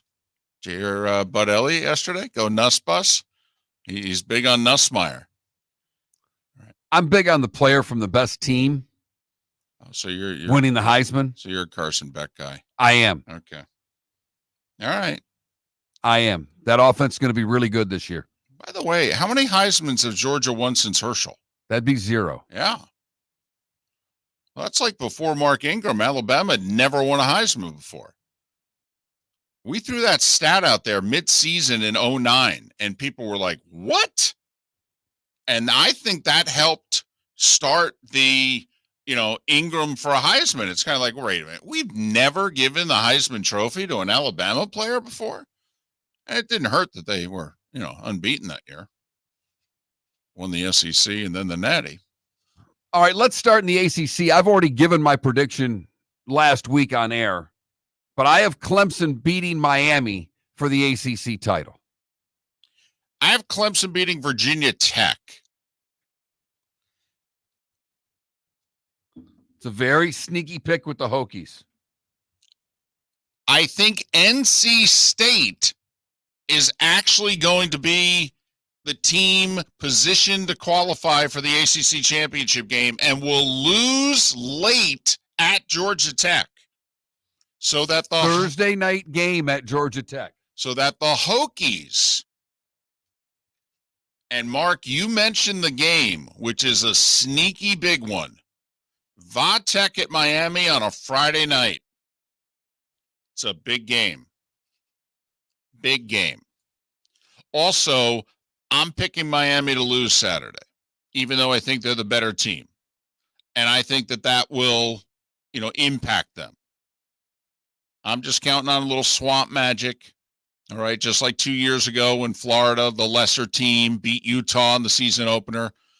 Florida's won 34 season openers at home, in a row.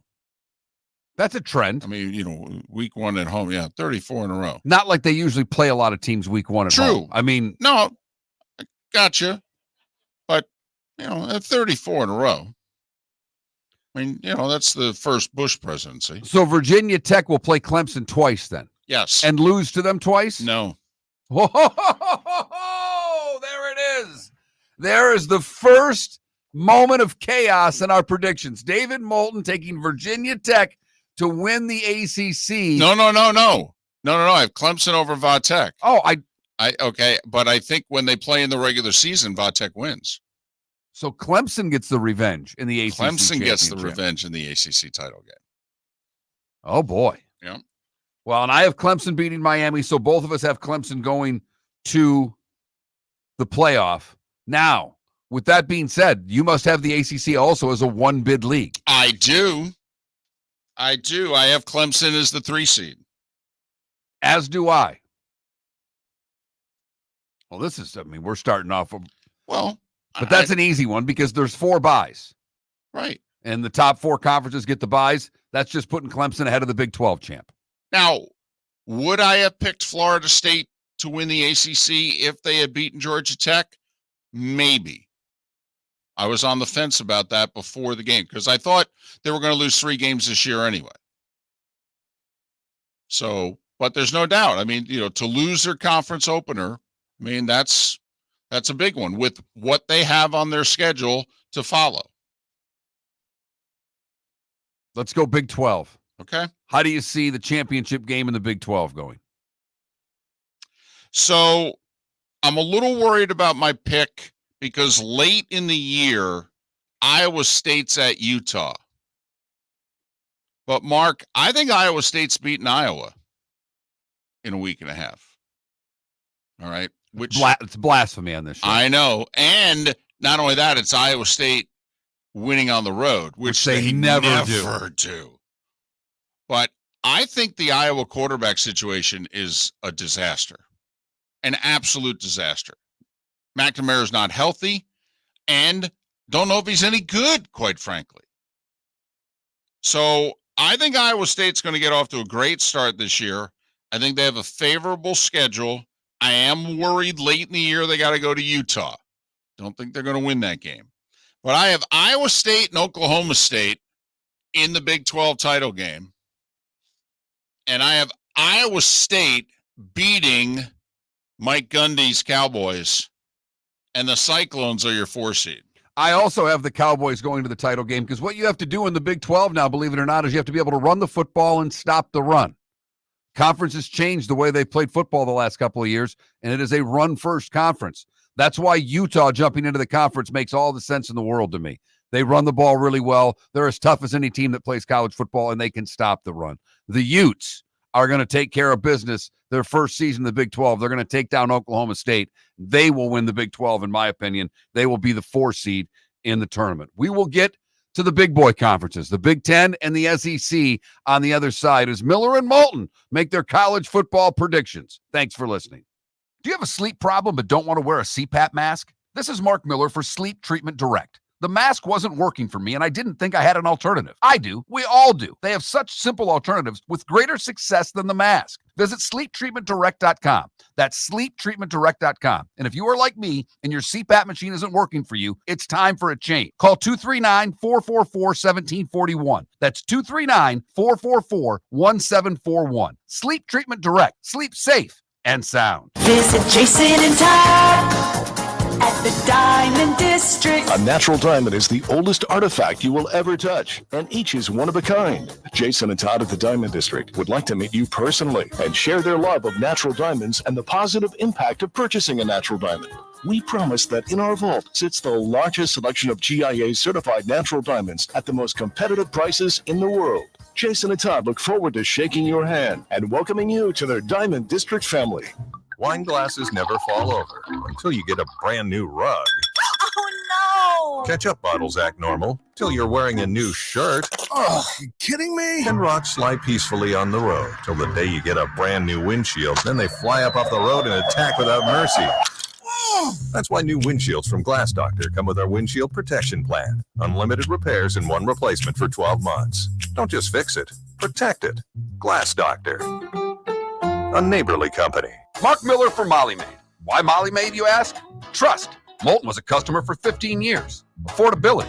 Didn't I just say Moulton was a customer for 15 years? Worry-free services. Our professional house cleaners are fully insured and a 24-hour warranty. Call Molly Maids today at 239-774-5839. That's 239-774-5839 or online at mollymaid.com/FTMYERS. That's mollymaid.com/FTMYERS. This is Miller and Moulton.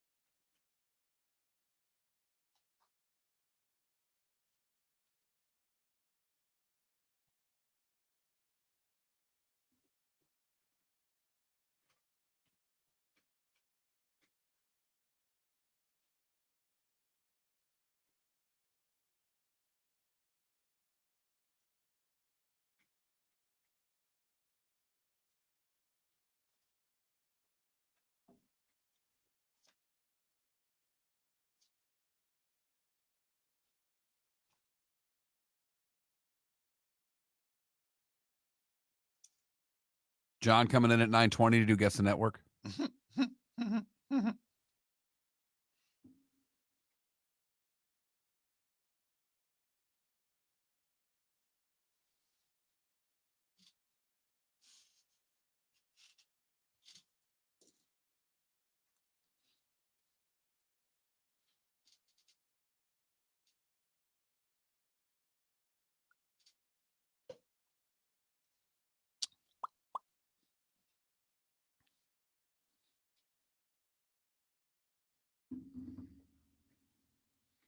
Feeney, I think the Gators defensively up front, my understanding is they've got real issues. We'll have a Gators beat guy on tomorrow, but my understanding is things have not gone well in the defensive front so far. Oh, just let that be the case and let Miami just run it right down their throat. Old school Canes football. That big back, Martinez there.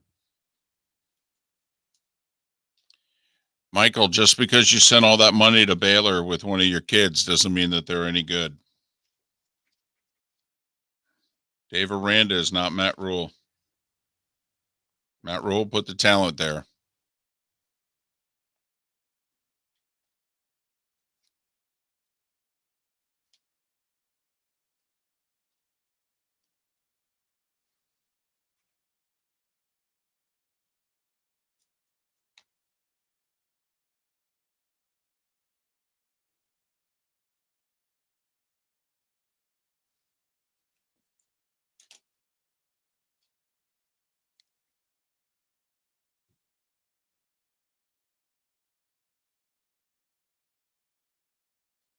Roy confirmed.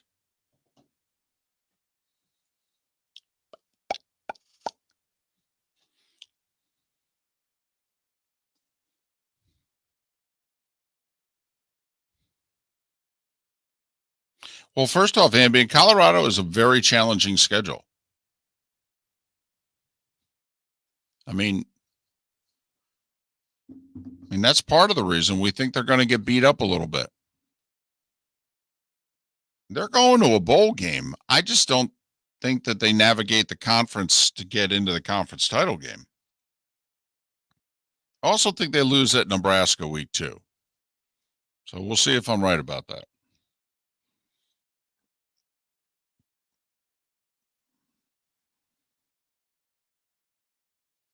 Listen, Ambient, he goes 8-4 after inheriting 1-11 and maybe the worst roster in FBS football, or at least amongst the Power 5 schools at the time. That'd be really good. He's got a 5-star kid to replace his son at quarterback.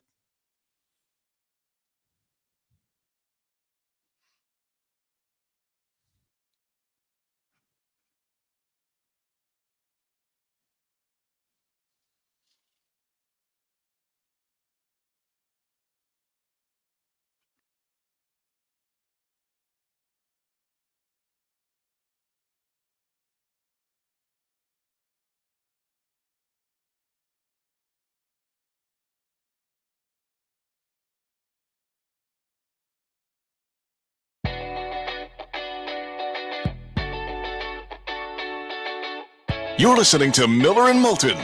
And now, here's Mark Miller and David Moulton. 22 minutes to the top of the hour. Roy Cummings will join us then. We'll talk a little Tampa Bay Bucs. Pat Kirwan joins us 1 hour from now to talk all things NFL. And we'll head out to the Mountain Time Zone once again. We got Dion and the Buffaloes, that fantastic 60s group. Do-wop, wop, wop. I could be a backup singer for Dion and the Buffaloes. You can dance like one. I'd be I awesome. don't know if you sing well enough. And not only that, I look like a buffalo. So I got that going for me. Which is nice. Which is nice. So Colorado hosting North Dakota State, 8 o'clock tonight. One of the 21 college football games on the schedule tonight. Arguably, though, Mark, the best game on Big Fox at 8 o'clock. What do you think? A little ACC Big Ten action, a little North Carolina, Minnesota. Thank goodness there's a game worth watching tonight. Because of 21 games, I don't think Colorado, North Dakota State's going to be that good because North Dakota State, I think they're just outmatched here. When you look at Sanders and you look at Hunter and you look at what Colorado has offensively, I just don't see how North Dakota State keeps up. I hope it's a game. I don't think it will be. But I'm with you. North Carolina, Minnesota, little Big Ten ACC action. If it was a basketball game, I might be more interested, but we'll watch some football with North Carolina and Minnesota. Especially if Carolina was playing the Gophers in the barn. All right, that old arena. It's a beaut. It really is, with the raised floor and the benches below it. You're sitting on the bench, you're looking at people's ankles. All right. 4 ranked teams in action tonight. Missouri hosting Murray State, NC State hosting Western Carolina, Utah hosting Southern Utah, Kansas hosting Lindenwood. Hello. Lindenwood. Do they make like liverwurst? It sounds like Lindenwood sounds like a private high school.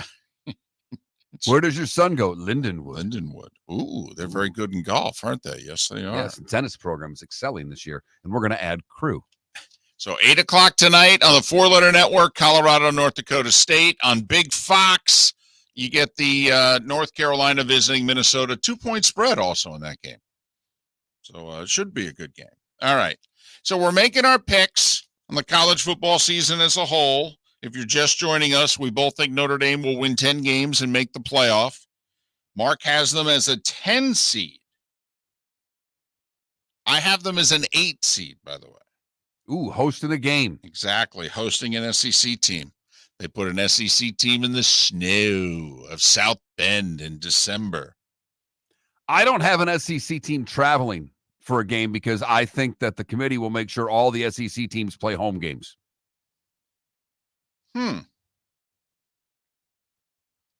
Okay. Probably wrong with that. They'll probably stick one of them, but the love that they have for that conference, when they start doing seeding in 5 through 12, I think the SEC will get the nod over the Big Ten teams and Notre Dame. So who's your group of 5 team, by the way? Boise State. Oh, no. Really? Yes. We picked the same team. I have them going 12-1. The only loss I have is was it week 2, week 3 at Oregon. Right. That's the same thing. That's the only way they get in. I'll say this, Liberty, second year in a row playing the easiest schedule in the country. They're playing literally schedule ranked number 134. There's 134 teams in FBS. Last year they played. At the end of the year, it was the easiest schedule in the country. They went undefeated during the regular season. We were advocating that there was a 10-2 team that we thought should have gotten the bid instead of Liberty. They gave it to Liberty. Liberty plays at App State. It is the only team with a pulse, I think, on their schedule, certainly on their schedule on the road. Liberty at App State.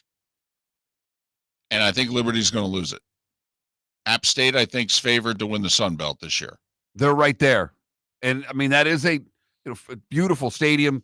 Tough place to play, though. I mean, they will be out in full force for that game. When they get their big game on the schedule, they take it very seriously in Boone, North Carolina. All right. You and I both also have Clemson winning the ACC. You have them beating Miami. I have them beating Vatech. So we have a lot of consensus right now. All right. Big 12, however, is where we differ. I went with Iowa State over Oklahoma State.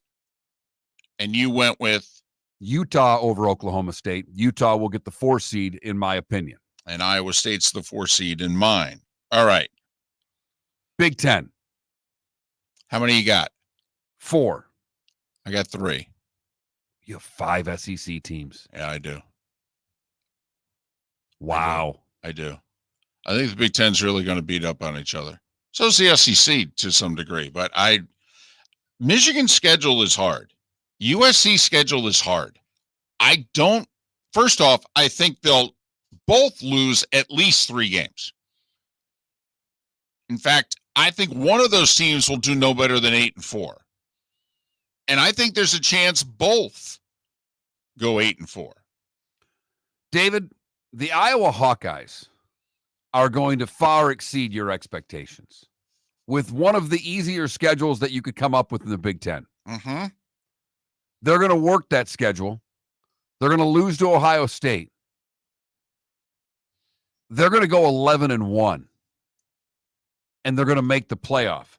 They're going to do so as the 11 seed because they're not going to the Big Ten championship game. That won't be good enough. That loss to Ohio State will keep them out. And Ohio State and Oregon will battle a second time for the Big Ten title. I think Iowa is so challenged offensively because of the quarterback play that I think they're losing week 2 at home to Iowa State. And Mark, after they lose at Ohio State, all right, they may run the damn table. I mean, because they get, Wisconsin at home. Most challenging game on their schedule the rest of the way. On the road, it's probably Maryland. Definitely is the most challenging game. But, Mark, the team I'm high on in the Big Ten. Yes. Final game of the year is Nebraska at Iowa. And you know how I feel about that Nebraska quarterback. By that point, he should have everything figured out. Hell, we'll be talking about him for a Heisman in 2025 at the rate you're going. Nebraska's going to beat Iowa to cap off a 9-3 season and knock Iowa out of the playoff. So there will be just 3 Big Ten teams that make it. The big 3 of Ohio State, Oregon, and Penn State. And Ohio State gets revenge. They lose at Eugene on October 12th on NBC. And then they beat Oregon the first Saturday in December on CBS. to win the Big Ten and clinch the number 1 overall seed. I have them as the 2 seed, but David, you and I did not spend a second talking to one another about these predictions. The first time I'm hearing David's predictions is right now, and vice versa. I have the same scenario of Oregon and Ohio State playing a second time, with the Buckeyes winning the second time to win the Big Ten title. They will be the 2 seed. I have Penn State. I have Oregon as the 6 seed. I have Penn State as the 9 seed, and I have Iowa as the 11. I have Oregon as the 5, and I have Penn State as the 7. To the SEC we go. You have 4, and I have 5. I have Georgia playing a rematch game in the SEC title. They lose in Tuscaloosa, but they get revenge where they never get revenge against Alabama in the SEC title game. And Georgia wins the SEC to go 12-1, and they are the 1 overall seed in the first college football 12-team playoff.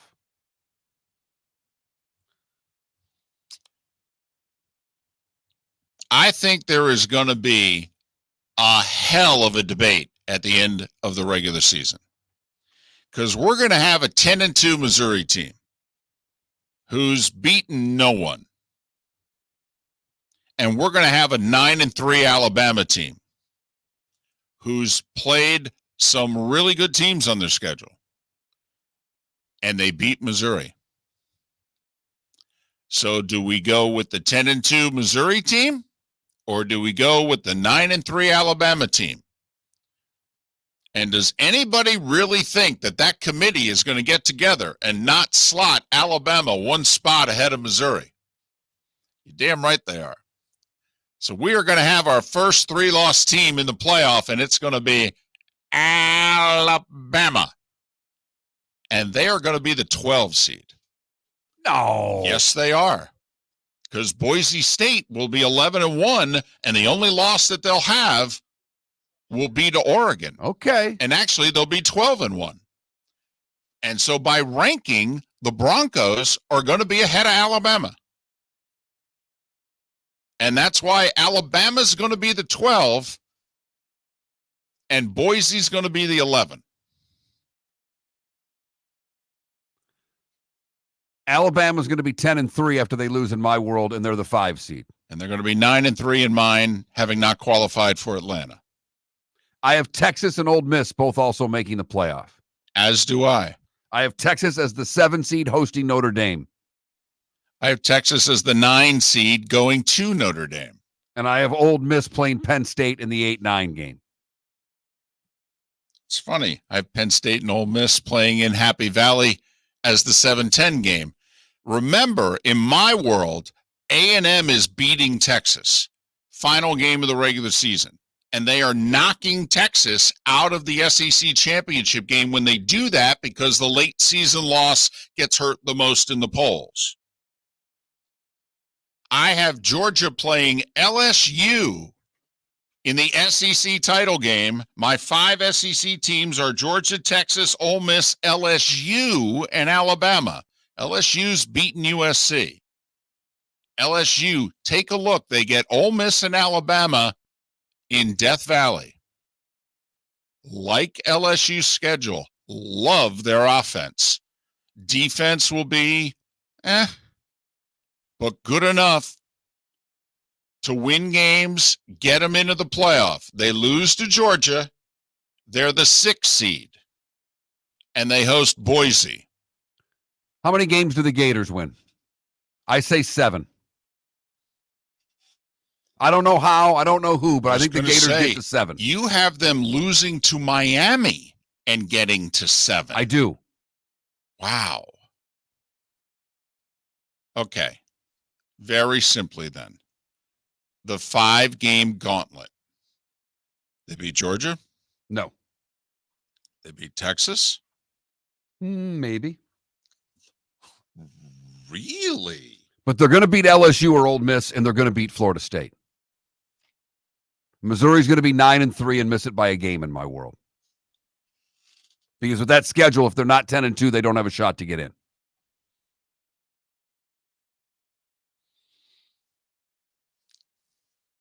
I have them going 7-5, but I have them beating the Canes. And I think, by the way, if they go 6-6, they're still keeping Napier.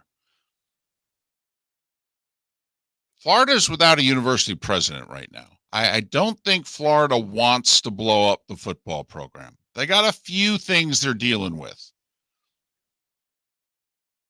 And the 5-star quarterback's tied to the head coach.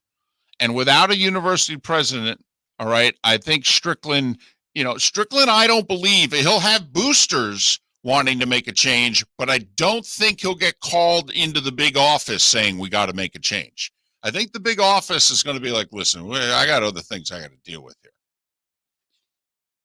So that's why I think Napier, I'm picking 7-5, but I do think even at 6-6, going to a bowl game, that'll be enough with that schedule. I agree with you, but I think they're going to get Tennessee on the road. They're going to get one of the two, LSU or Ole Miss, at home, and they're going to get Florida State to end the season on a high note. Georgia's the only team in the SEC with less than 2 losses, by the way. Agree. Miller and Moulton. So those are our picks for the college football season. Roy Cummings to talk the Bucs next. Visit Jason and Todd at the Diamond District. When you enter the Diamond District, you will quickly discover what makes Jason and Todd so unique to Southwest Florida. Within the walls of the Diamond District, you'll find many of America's top jewelry designers who have chosen the Diamond District as their authorized representative in Southwest Florida. Tacori, Fana, A. Jaffe, Veragio, Christopher Designs, Shy Creations, Henri Dossi, all names synonymous with excellence, and all proudly showcased at the Diamond District. Cape Coral Police Department is growing. They are currently looking for police officers and are offering a $10,000 signing bonus to newly hired officers. If you desire a career in law enforcement, or if you are already in law enforcement and thinking about making a move to a better agency, think Cape Coral Police Department. If you're looking for a police department that is committed to excellence, that invests in the highest level of training, state-of-the-art equipment, and some of the highest compensation in all of Southwest Florida, then the Cape Coral Police Department is for you. Visit capecops.com. That's capecops.com. Honey, you want to come out? I haven't seen you since Glass Doctor installed our custom shower enclosure. No thanks. Well, you can't keep eating breakfast in the shower, and laminating your magazines is getting expensive. You remember we have guests coming over tonight, right? Oh, I'm sure they'd love to see the shower. It's our neighbors, and I highly doubt they want to be hanging out in our bathroom. The shower's so good, you'll never want to leave. Visit glassdoctor.com today and schedule an appointment You online. have a sleep problem but don't want to wear a CPAP mask? This is Mark Miller for Sleep Treatment Direct. The mask wasn't working for me, and I didn't think I had an alternative. I do. We all do. They have such simple alternatives with greater success than the mask. Visit sleeptreatmentdirect.com. That's sleeptreatmentdirect.com. And if you are like me and your CPAP machine isn't working for you, it's time for a change. Call 239-444-1741. That's 239-444-1741. Sleep Treatment Direct. Sleep safe and sound. Gentlemen, as your wife mentioned getting new flooring, but you don't want to go through the hassle, well, go see the Floor Meisters in Naples next to Costco. They understand your time and money are important, so they'll make it as painless as possible. With a huge in-stock selection of carpet and Cortec, they can get you the floor your wife's been asking for. They carry wood, vinyl, carpet, and tile. If you do it yourself, no problem. They can handle that as well. So go see TJ at the Floor Meisters and tell them, just keeping it real.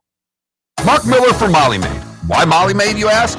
Trust. Moulton was a customer for 15 years. Affordability. Didn't I just say Moulton was a customer for 15 years? Worry-free services. Our professional house cleaners are fully insured and a 24-hour warranty. Call Molly Maids today at 239-774-5839. That's 239-774-5839 or online at mollymaid.com/FTMYERS. That's mollymaid.com/FTMYERS. This is Miller and Moulton.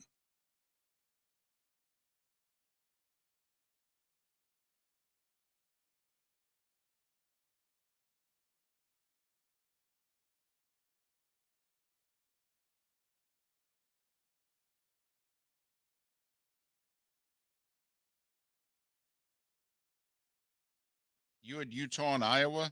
I have Iowa State, LSU, right? We both have Georgia, Bama, Texas, Ole Miss. Or do you not have Ole Miss? Yeah, I have Ole Miss. Because you have Missouri out, but you have them out at 10-2. Yes. And I have them out at 10-2. Otherwise, we both have Notre Dame in. We both have Boise State as a group of 5 team. And we both have Clemson. Yeah, I was shocked you picked Boise. I thought you'd go with the UTSA. No. I don't think they take Liberty even if they're undefeated.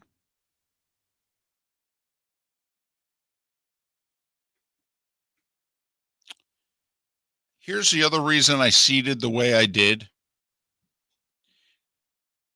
Remember, and I'll say this again in the 8 o'clock hour in the short segment when we recap this, but it's a TV show. And in my world, the 5-12 matchup is Alabama at Oregon. It's Boise at LSU.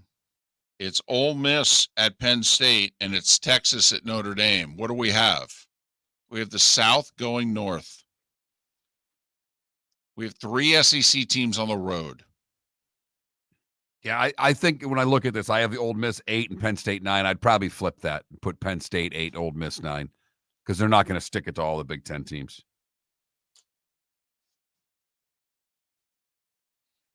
Now, I will say Oregon will be like, so let me get this straight. We played Ohio State last week. We got to play Alabama in 12 days? Yeah, I think you're crazy with that Alabama being 12. No way. 3-loss team.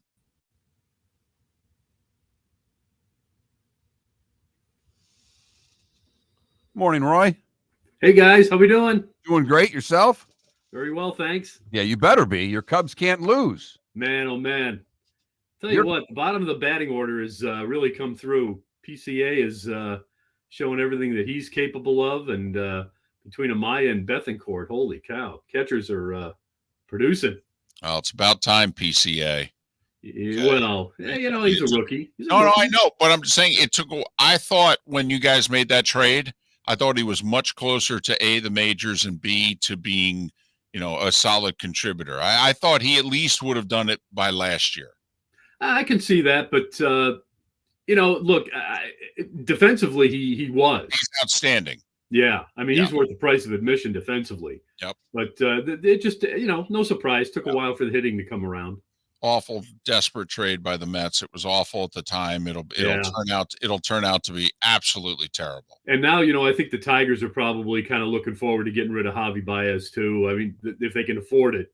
I don't know if they can. Yeah, they probably can't. But I mean, I was watching the Tigers last night, and they were talking about how the whole vibe around the team is a little bit better now without him there, which is, I mean, he's an energy guy. But I was going to say, because it used to be the other way, like the vibe in Chicago was good because he was there. Yeah, exactly. But I think he's had so much struggle, such a struggle there that he's just not the guy he used to be. You know what the problem for your team is, though?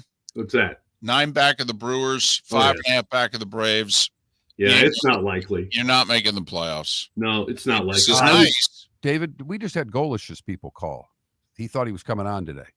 No, he's coming on. The schedule I had, he was coming on next week before Alabama. Okay. That's what I told him. I said we didn't have him scheduled, so I don't know. But the SID was fine. But no, it's funny. I checked that. Okay. Does USF play Alabama again this year? Yeah, and then the schedule, and we have Golish every other week on the show. Okay. That's why when we move you around, we're moving you around for Golish. I understand. That's fine. Thank you. It's so funny. They sent me an email, and I checked it. And, yeah, it's Alabama. All right. 20 seconds.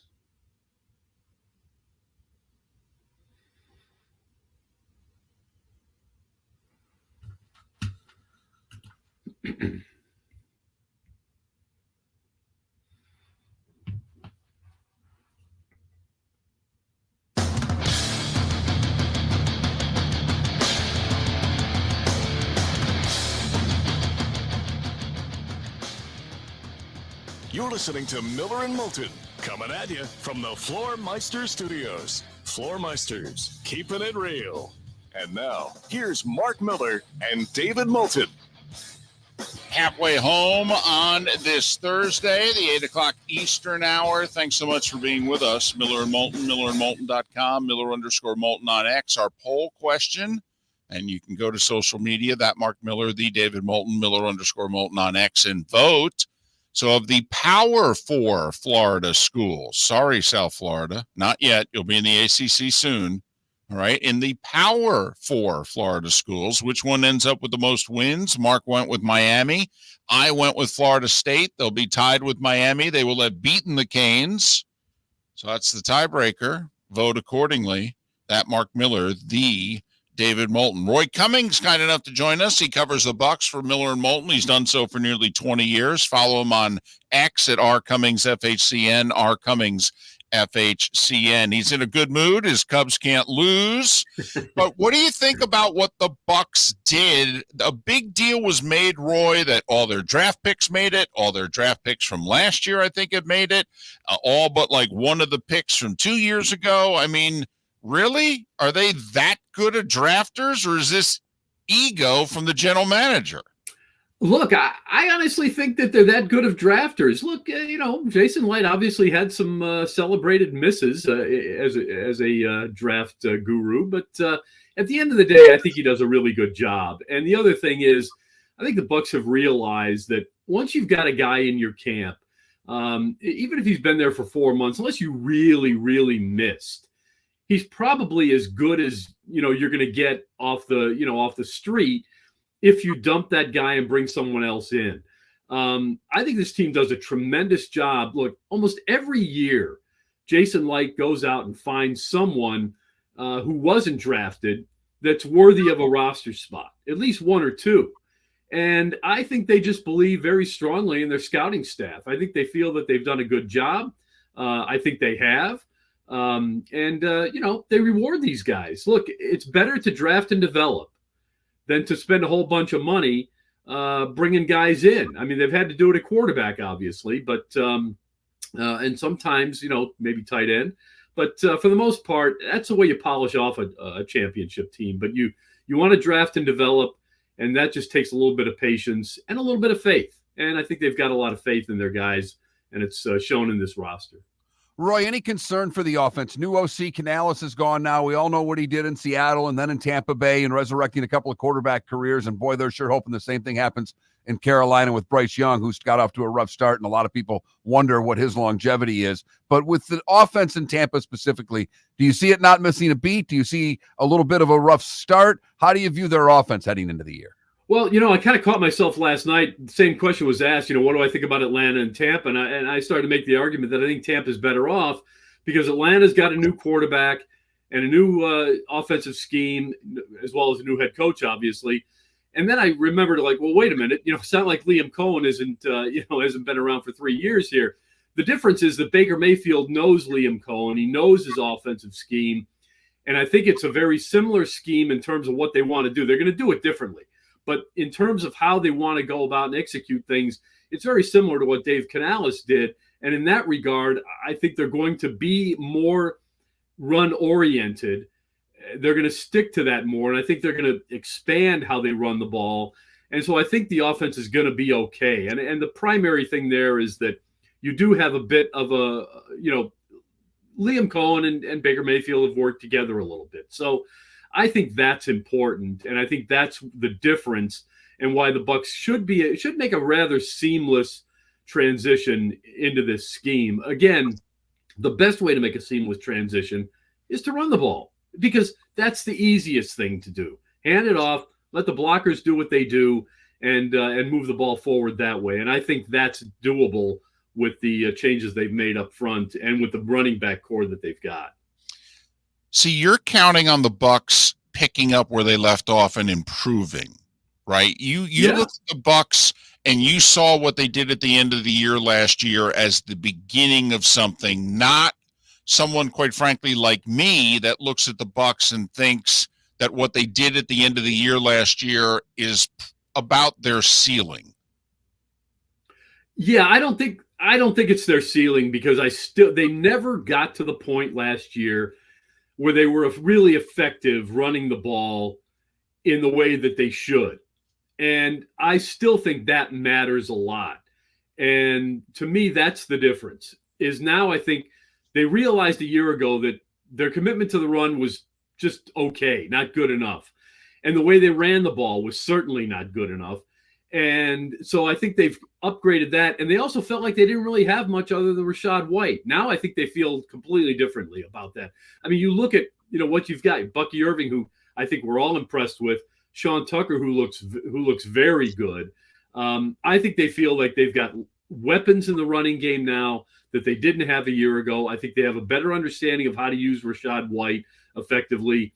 And to me, that's where you can pick up and move forward. Look, do I think they'll take a little bit of a step back early on in the passing game? Yeah, that's possible.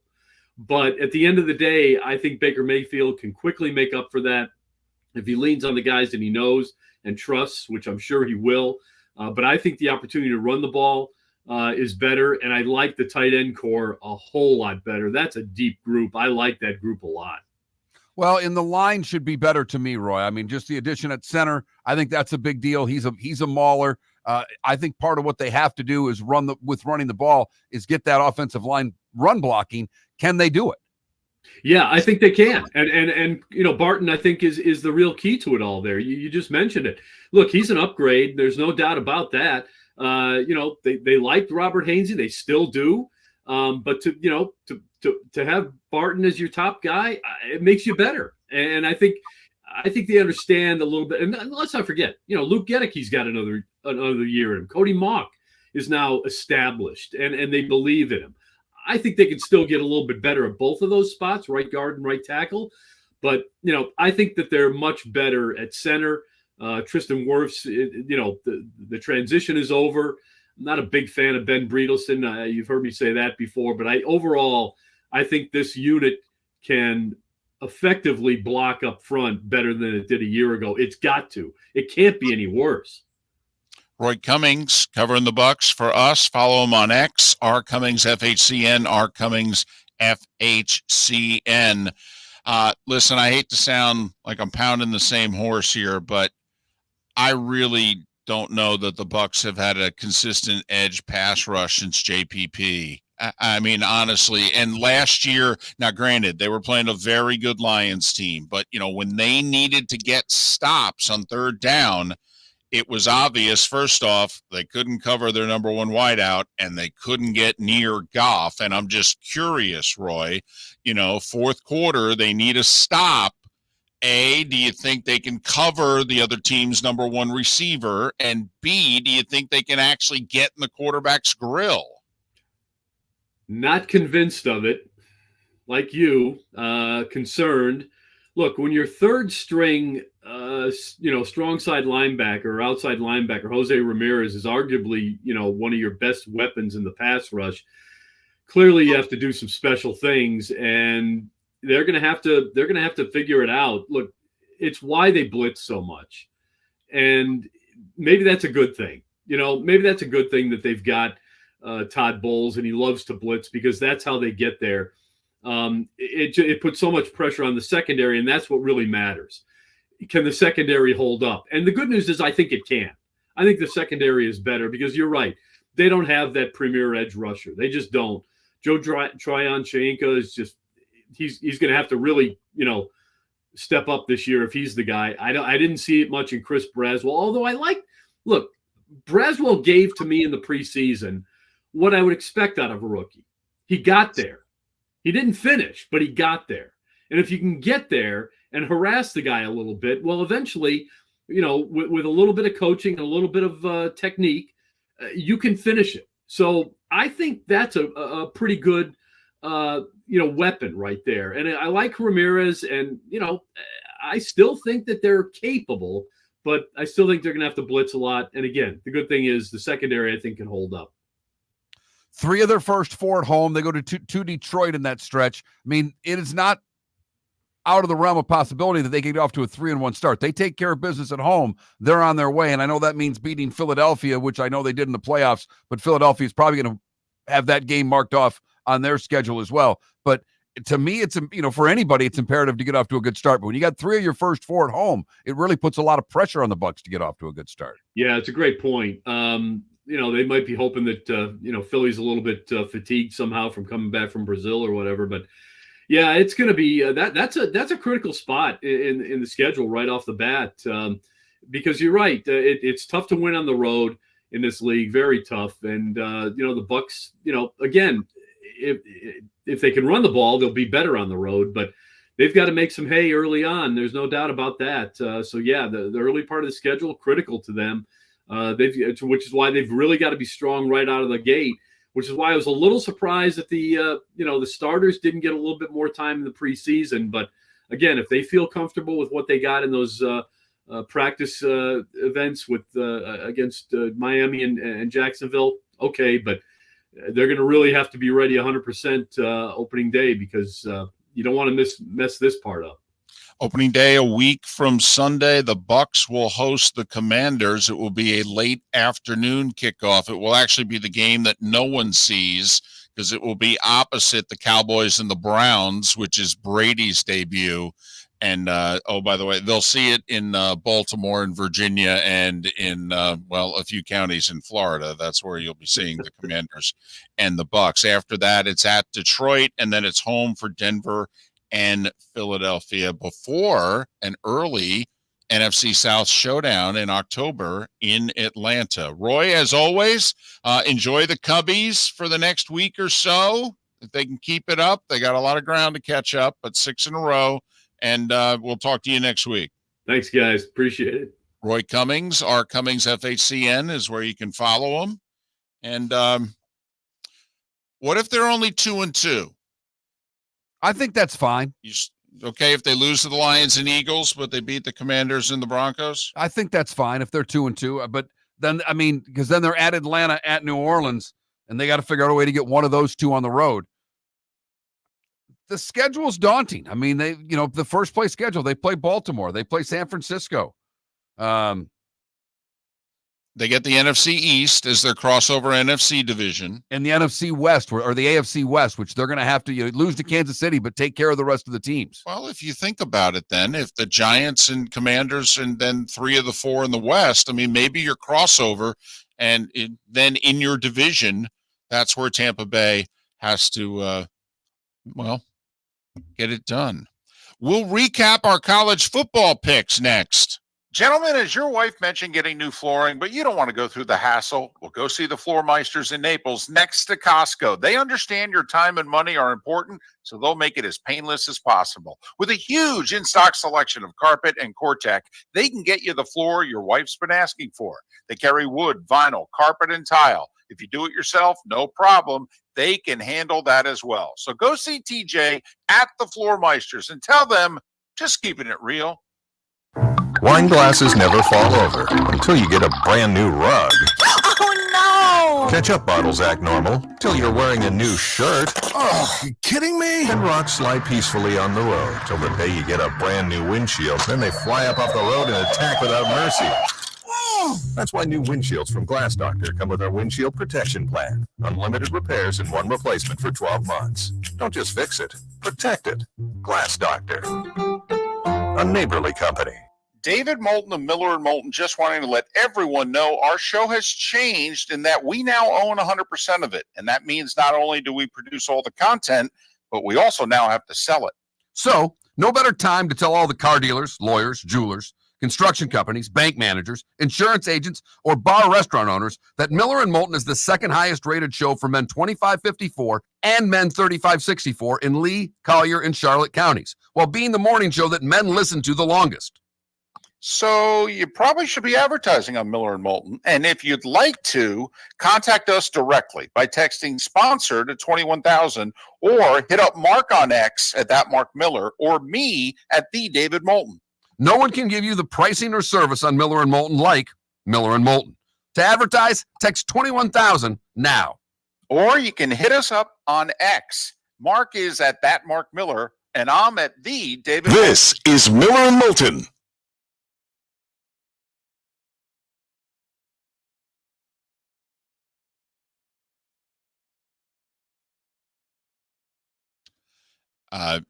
Yes, Irish, we're aware that Boise State has Oregon State, Washington State, and Oregon on the schedule, but they get Oregon State and Washington State on the blue turf.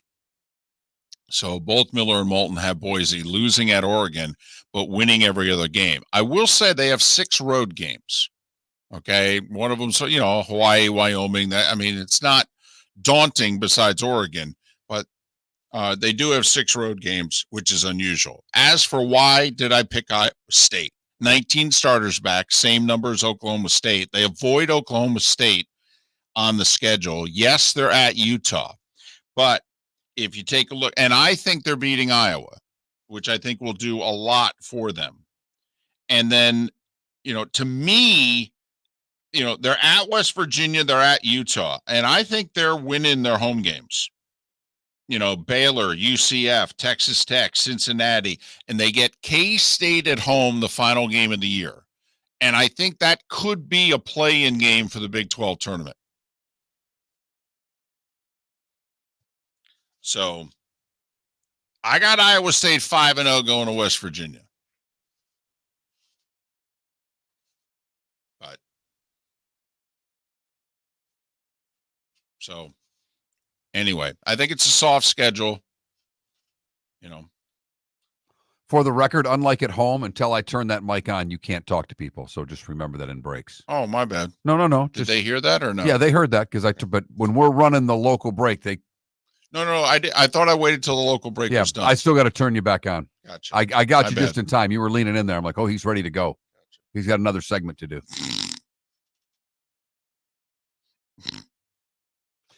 Someone texted, do you have any idea who Brady's spotter is? No, I don't.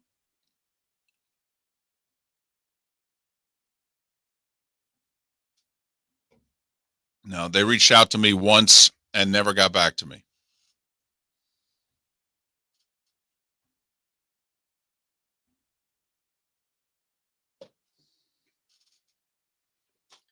Would you have done the triple dip? If Troy was okay with it. And that's what I told them. I said, I'll do it but he's got to call Troy. And I haven't heard anything. So I don't know. Now I know he talked to Troy about the job. All right. He talked to him about it before he took it, and I know they've talked since, but I have no idea if I came up. How could you not? You're David Moulton. Okay. That doesn't carry weight in my house.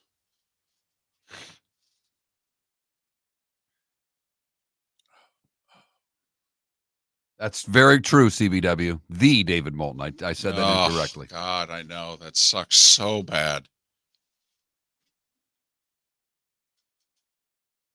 That, Mark Miller, I think, sounds much better than the. Stole that from David Grant. Oh, is that what his was? Yeah.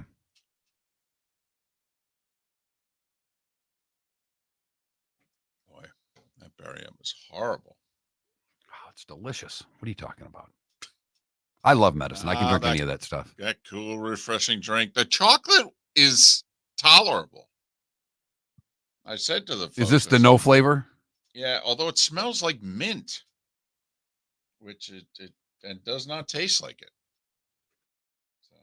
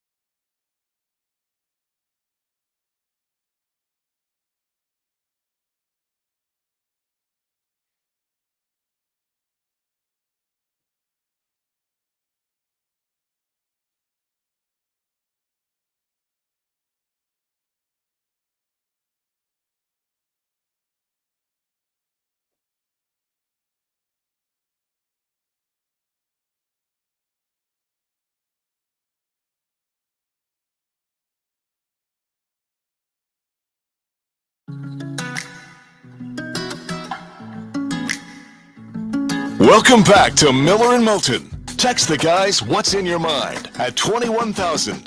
That's 21000. And now, here's David Moulton. 21 minutes past the hour. Pat Kirwan to join us in a little more than 15 minutes time. We'll start the Diamond District bonus hour, the 239 and the 904 at the top of the hour by heading out to Boulder. Talking about Dion and the Buffaloes, that new R&B group. Year 2, actually, they've been together. Got off to a good start last year, had a, top 10 single, and then, fell right off the, music. Kind of a one-hit wonder, if you really think about it. That one hit was TCU last year. Yes, they look good. Although they did beat Nebraska at home, but, Nebraska 5-7, so they don't get a lot of credit for that. Week 2 this year, they go to Lincoln. I'm telling you, it's an interesting game. That'll be in prime time also. Interesting game for both. Mm-hmm. Because if Colorado is going to get to, say, 8 wins, I think they need the Nebraska game to get there. 21 college football games tonight. 21 4-ranked teams. Yet the 2 games that are getting the headline billing, if you will, in terms of 4-letter network televising Colorado, North Dakota State, and Big Fox televising an ACC Big Ten matchup, North Carolina at Minnesota. Mark, give it about 3-4 years. This will be a Big Ten matchup. Wow. That's pretty snarky. It's all right. It's fair. It's pretty snarky. It's fair. I don't know what we're going to do with this poll question in a few years when South Florida's in the ACC. I know. Then they're all in power conferences. ACC's already called them. By the way, those wondering, Alex Golish will join us every other Thursday on the show. He's due to join us next Thursday when they're getting ready for Alabama, I believe. Right? Yes. Because I think week 3, Bama goes to Wisconsin. Maybe they catch him sleeping. Looking ahead. Right. So Alex Golish, who joined us last year every other week, will do so again this year and scheduled to join us next week. USF opens with Bethune-Cookman in week 1. That should be a W. Yes, it should. And they had a terrific season last year. They went from 1 win to a bowl game and a resounding bowl win at that. And we'll see. They're expected to be a contender in the AAC this year. At Alabama, at Southern Miss, home for Miami after that. Look at that. There you go. Little Tuscaloosa, little Hattiesburg, and then home for the Canes. I do like the Florida schools, and the Florida schools, the focus of our poll question. Of the 4 Power 4 Florida schools, obviously Florida State, Miami, Florida, and UCF, which one will have the most wins this year? Right now, Miami getting about half the vote, Florida State getting close to a third of the vote, and UCF and Florida picking up the pieces. But I do like the fact that, we do have a lot of the Florida schools playing each other. I mean, the Gators are playing UCF. Miami's playing South Florida. Obviously, Florida and Miami are playing each other. Florida's playing Florida State. Florida State's playing Florida. They're playing Miami. All right. Now, if we could just get the I-4 schools to back. It'd be nice if they play one another, but I don't see that happening anytime soon. I think once South Florida joins the ACC, you think then UCF goes, yeah, okay, we can schedule this. I think that would be what it takes. And I think it's short-sighted on UCF's part not playing him now, but I get it. I totally get that. They have more than just an on-field rivalry with these two schools. Mm-hmm. The athletic departments have a little rivalry, and they've both snubbed each other at different times. So this is UCF's time to look down at South Florida. Well, yeah. And I wonder, and there was talk 15 plus years ago, should South Florida bring UCF with them? And South Florida publicly was like, oh, no. And now UCF's like, oh, we remember. Oh, we remember. So now, no. Now that we're sitting at the adult table and you're not, you can stay in that other room. We get the turkey first. We made our playoff predictions for the college football playoff earlier in the show. Miller and Moulton unable to leave Alabama out. Nope. We tried. We thought about it. But in the end, the Crimson Tide make the playoffs in both of our lists. I have them as a 5 seed. David has them as a 12 seed. And I'm getting a lot of heat for that. I get it. But I have them at 9-3. And I have them getting the final at-large bid, if you will, over a 10-2 Missouri because they will have beaten them head-to-head. But with 3 losses, and I believe the teams will be ranked or seeded, I should say, based on how they're ranked. And I don't necessarily think that. Okay. I think the group of 5 team is locked into the 12 spot. Period. End of sentence. All right. Fair enough. But I don't know that a 9-3 Florida or Alabama team is going to be ranked ahead of potentially a 12-0 or a 12-1 group of 5 team. Those team 13-0 even group of 5 team. That's why I have Bama 12. Plus, at the end of the day, I took into account that it's a TV show. I mean, my 5 through 12 first rounds, Bama visits Oregon. Boise visits LSU. Ole Miss visits Penn State. Texas visits Notre Dame. Notice the Southern schools all go north, outside of Boise going to LSU. So, and I have the SEC getting a lot of home cooking, but I had Ole Miss playing Penn State in an 8-9. I probably was looking at that longer through the show. I'm like, I probably should switch that because I don't think all the Big Ten teams, or at least 2, I think 1 Big Ten team will play on the road. I think 2 may play at home. So we'll see how it all shakes out. David and I both have Georgia winning the SEC. We both have Ohio State beating Oregon after losing to Oregon to win the Big Ten. We both have Clemson winning the ACC title. David has them beating Virginia Tech. I have them beating Miami. I have Utah beating Oklahoma State for the Big 12 title. David has Iowa State beating Oklahoma State for the Big 12 title. Both Iowa State and Oklahoma State, for what it's worth, returning 19 starters, but then again in the transfer portal, not sure that that's a stat that means as much as it used to. We both have Notre Dame going 10-2 and getting a playoff spot, and we both have Boise State as the group of 5 team that gets the bid, or actually the 5th conference champion spot. And we both, now, do you have Boise State getting it even if Liberty goes 13-0 again? Yes. And for the record, I have Liberty losing at App State in early October. Might be that October 12th weekend, too, which is looking like it's the biggest weekend of the regular season right now on paper. Texter sends in a question at 21,000. By the way, 21,000 is a text line. If you've never texted before, you need to type the keyword Miller. Once you do that, you're in. But someone just asked 9-3 Alabama or 9-3 Florida. Who gets in? We all know who should get in. I mean, I'm not playing around. Florida goes 9-3. We got to start doing some surgery on this 12-team playoff and just literally surgically removing a 2-loss team. I'm sorry. That schedule, 9-3. Well, put it this way. I have Iowa with 1 loss and getting in. If Iowa has 2 losses, 9-3 Alabama, 9-3 Florida gets in ahead of Iowa. They just get in ahead. It's just the way it is. That's schedule. It has to account for something, and I think it will. I think the committee for the first time is going to look past just the win column number and actually have to dissect what teams have done during the regular season. Is this a fine line that Florida needs to have happen if the best we could see them ever going is 9-3? They probably need to beat both Miami and Florida State, right? Yes. Yet at the same time, they need Miami and Florida State to both have decent to good seasons, if you know what I mean. To be at least 8-4, if not also fellow 9-3 teams. You know what I mean? They have to get as much credit. I mean, Miami can't go 7-5.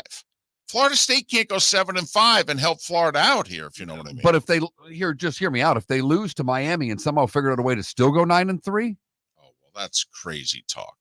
I mean, come on. What means they beat Texas, Tennessee, well, and Ole Miss or LSU? You need to lay down. Okay, lose to Miami and go 9-3.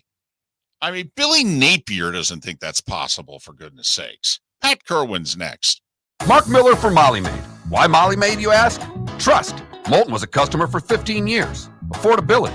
Didn't I just say Moulton was a customer for 15 years? Worry-free services. Our professional house cleaners are fully insured and a 24-hour warranty. Call Molly Maids today at 239-774-5839. That's 239-774-5839 or online at mollymaid.com/FTMYERS. That's mollymaid.com/FTMYERS. Sleep problem but don't want to wear a CPAP mask? This is Mark Miller for Sleep Treatment Direct. The mask wasn't working for me, and I didn't think I had an alternative. I do. We all do. They have such simple alternatives with greater success than the mask. Visit sleeptreatmentdirect.com. That's sleeptreatmentdirect.com. And if you are like me and your CPAP machine isn't working for you, it's time for a change. Call 239-444-1741. That's 239-444-1741. Sleep Treatment Direct. Sleep safe and sound. Visit Jason and Todd at the Diamond District. A natural diamond is the oldest artifact you will ever touch, and each is one of a kind. Jason and Todd at the Diamond District would like to meet you personally and share their love of natural diamonds and the positive impact of purchasing a natural diamond. We promise that in our vault sits the largest selection of GIA certified natural diamonds at the most competitive prices in the world. Jason and Todd look forward to shaking your hand and welcoming you to their Diamond District family. The Cape Coral Police Department is growing. They are currently looking for police officers and are offering a $10,000 signing bonus to newly hired officers. If you desire a career in law enforcement, or if you are already in law enforcement and thinking about making a move to a better agency, think Cape Coral Police Department. If you're looking for a police department that is committed to excellence, that invests in the highest level of training, state-of-the-art equipment, and some of the highest compensation in all of Southwest Florida, then the Cape Coral Police Department is for you. Visit capecops.com. That's capecops.com. This is Miller and Moulton.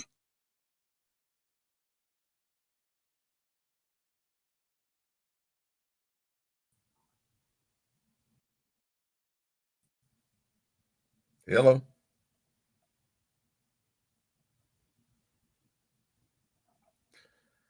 Hello. Hello, hello.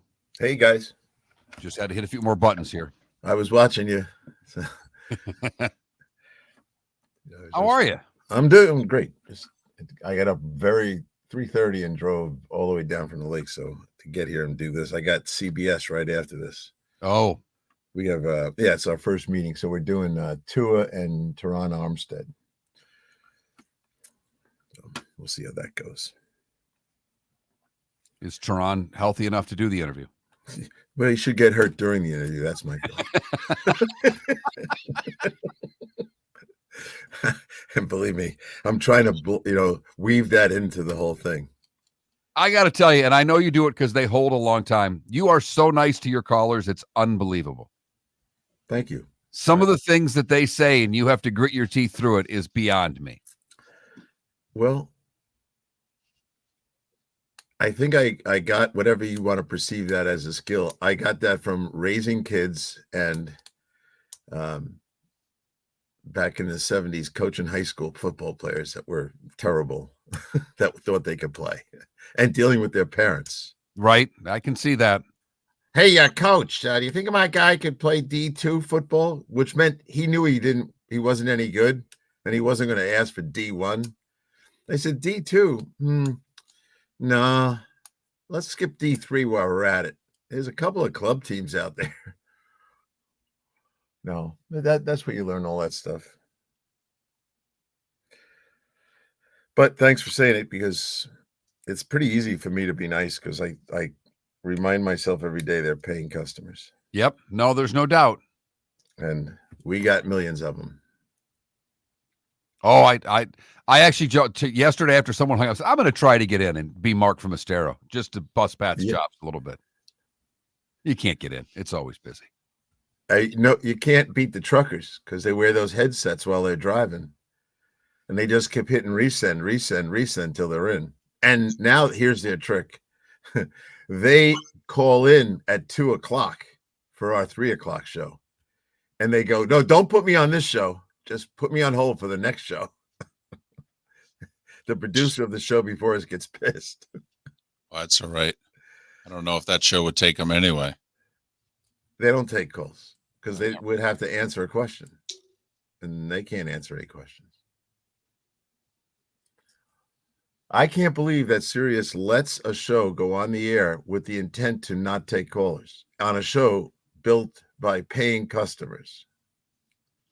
It's another reason why I think you get the calls that you do, because basically the 8 hours before you don't take calls.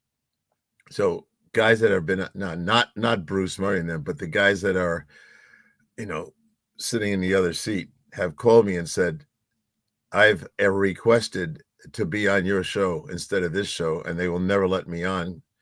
When Jim's gone, it's going to be Dave Moulton or Bill Leckis, but they just can't stand the shows they're on. You see, we got Belichick. I love it. We got Belichick to replace Brady on the Brady Show on Monday nights. Oh, wow. Mr. Media, Mr. Happy, Bill Belichick. He is doing it all. Unbelievable. Well, Monday's his day, though. He's doing everything on Monday. He does McAfee on Mondays. He's doing the Manning cast, and he'll do this. So basically, Monday's going to be his day. Yep. All he's got to do is watch football on Sunday, and he's ready to roll. Exactly. Yeah. It's funny because I'm dealing with Pete all the time. Pete doesn't want to do any of this stuff. It's just funny. The totally opposite their reputations, right? Yeah, totally. Well, I heard Pete when he was on your show. He didn't even want to talk football. He was just talking about the thing over in the Middle East he was doing. Coaching basketball and beating NBA coaches. That's what he goes, it made my year. So, yeah, he's got a lot going on. 20 seconds. I'm going to flip this over. All right. Talked with Josh Allen yesterday. It was good.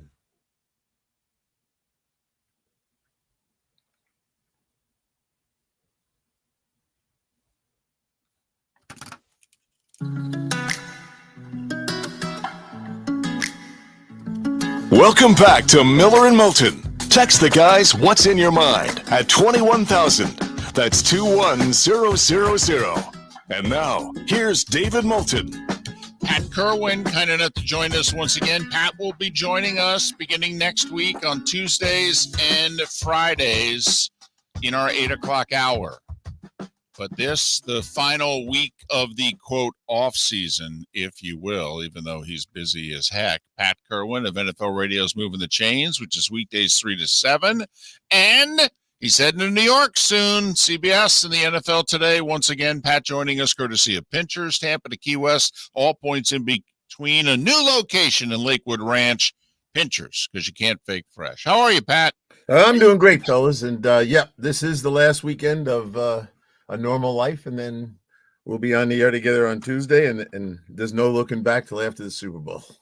What is it you're looking for right now, Pat? Obviously, we had a lot of cuts, a lot of players. We talked about Carolina picking up, 6 guys on waivers. The Patriots picked up 4. Kind of shows you where their rosters are. How much movement do you still expect today? It'll settle down right now. I think a couple teams are leaving a spot open for a trade or two, and we'll see 1 or 2 of those things. So we saw one yesterday with Heineke. When I was down there, I knew he wasn't going to be around. Penix is too good to hold on to Heineke, and they got him off to the Chargers. So things that because I look at this from a personnel perspective, maybe a little boring for the listeners, but so it's going to be a great year for the rookie class. I can tell you that. Right now, scheduled to have 55 rookies, and this is including kickers and punters, because we have 3 kickers, 3 punters, and a long snapper from the rookie draft class. But when you look at rookie starters, we're going to see 55 guys counting the kickers and stuff, 48 without the kickers and punters. And in a normal year, we're about 32 to 34. This has been a very good year for rookies. And what makes it interesting, this is right to David's way of thinking, a lot of teams have a lot of cap space. So it used to be the rookies made it and started because they were in cap jail and they had to play the young ones. Now people have cap space and these guys are making it, which is impressive to me that the draft class looks that good. And here's the piece that for me, this is where the personnel department would be in a room starting this morning with the door closed. And what happened? 42 college free agents, 42 college free agents from this past draft class made 53-man rosters. Now you have to go back and say, how come we didn't draft these guys? Did we even go to some of the schools they were at? Did we reject them? Is there a pattern to our problem? Like it's where the defense is where these college free agents hit a home run. 10 cornerbacks, not drafted, made teams. 7 linebackers made teams. 5 safeties made teams. So you had 25 total defensive kids make the roster that were not drafted. And you got to be asking yourself, how's our 5th, 6th, and 7th rounders look? Did we miss on a guy? And you got to really go through all these guys. And the one team I'll cite were the Rams. The Rams, God bless them. They kept 5 college free agents and 3 of them in the secondary. So this is a team not like the one you cited picking up on waiver wires like New England, a bad team. The Rams, by all accounts, I've been on this show all summer. We all believe the Rams have a chance to be pretty darn good, and some think a top 5 team in the NFC, yet they hit the college free agents for 5 makers. That's incredible. And how much of it is need and how much of it is salary? You know, Donald is a cap hit, even though he's not playing. Stafford is a big cap hit. You know, they've paid Cup. I believe the Cup contract kicks in a big way this year. So I'm wondering how much of that is having to manage the cap and how much of it is actually managing the roster. And Pat, as somebody who's drafted players before, listen, we all have egos, but all these teams boasting about, well, all our picks made it this year. All our picks made it last year. I mean, Pat, come on. How much of this is ego? I mean, 6th and 7th round picks didn't used to make rosters like this. I remember when they'd wipe out almost a whole draft class at summer camp. So since the collective bargaining agreement back in the early 90s, that's when college drafting became genius stuff because guys were all making it. So if you look, and I already did, at basically 93% of the draft class is going to either make the roster or be on injured reserve. I'm not even counting the ones that have to go to the practice squad because they're free agents. But when you look at over 90% of a draft class league-wide is on the team or on injured reserve, it's not because they're smart. But I will say this. That's why I differentiate starters from making the team. Now, if you go through all those starters, which I will do this morning, and say how many of the guys that I just said, 55, how many are by default because the starter's injured? Well, that would water the number down. But I can promise you in the last 10 years, this is the best looking group of starters from a rookie class. And that, I think, David, you'd agree with me, is different than just making the team. I probably shouldn't ask this question, but you intrigued me, Pat, when you mentioned one long snapper made a team.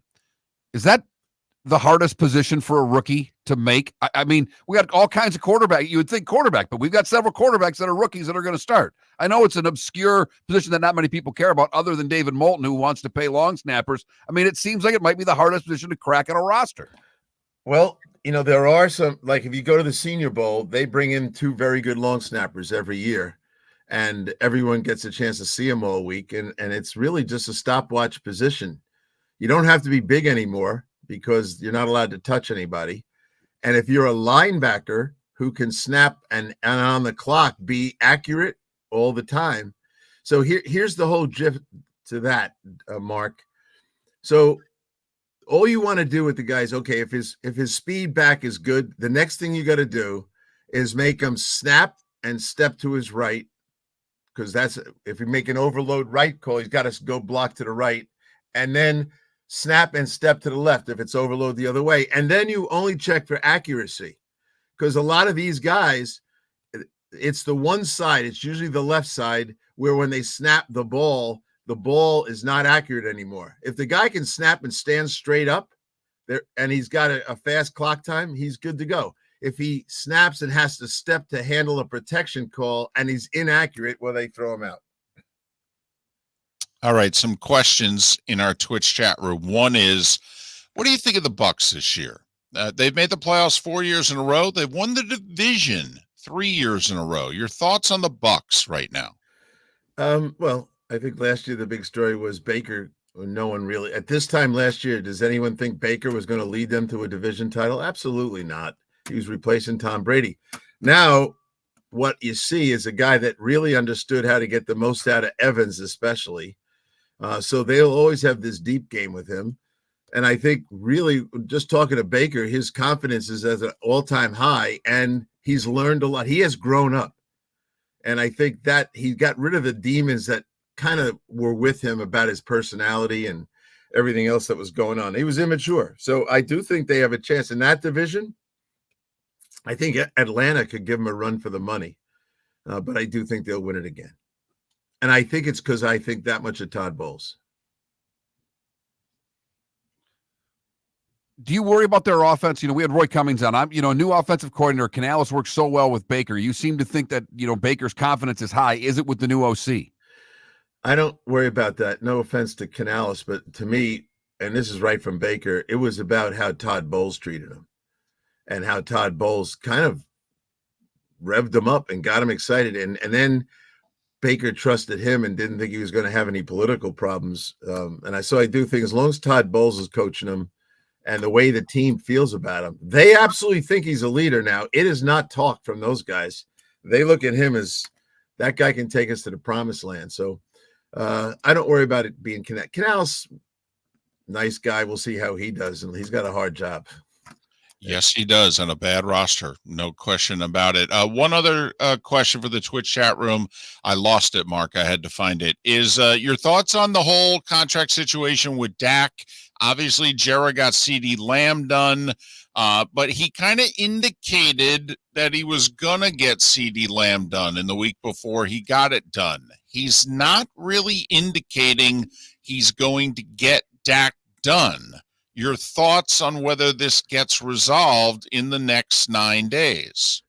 If I was betting, I'd say no. And I think Jerry down deep thinks no matter what, I'll get Dak back, even though the contract says he can't hold him with a franchise tag. He can't trade him, all that business. It'd be a shame if Dak got hurt and Jerry walked away from him. But it'd be a bigger shame if at the end of the year, Dak goes, you know what? You put me through that.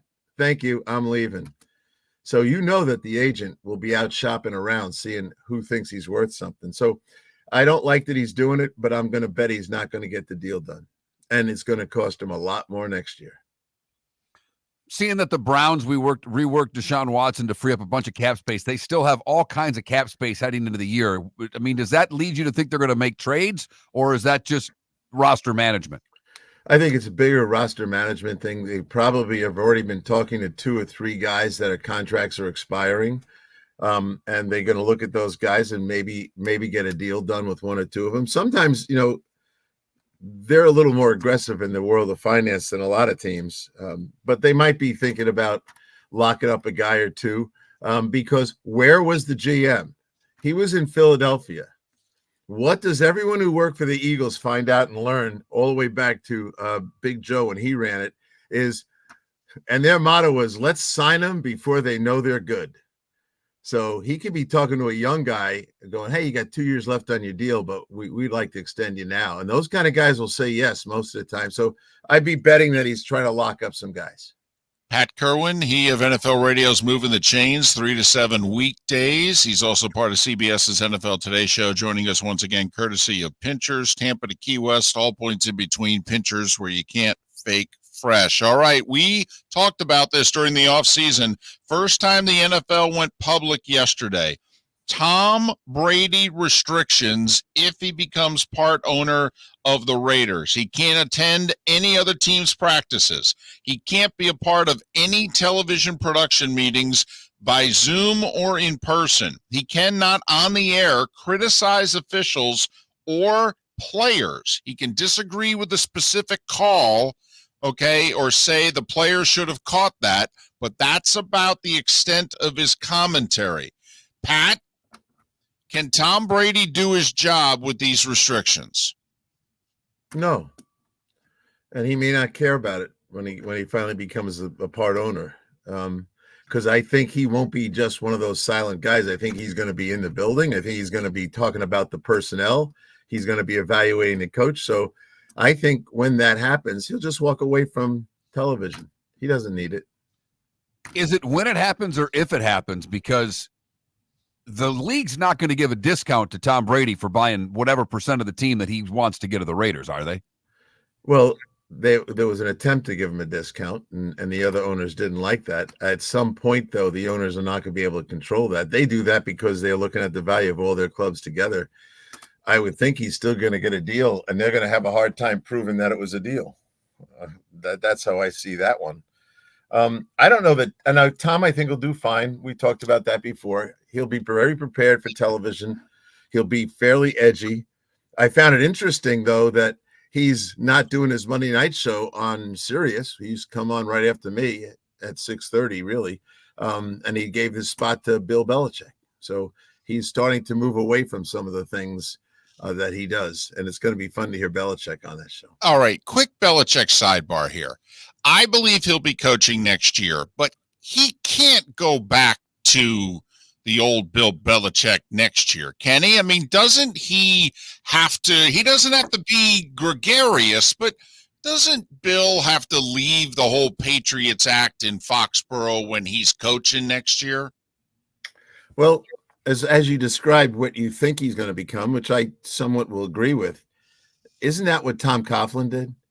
Didn't Tom Coughlin learn how to stop being rigid?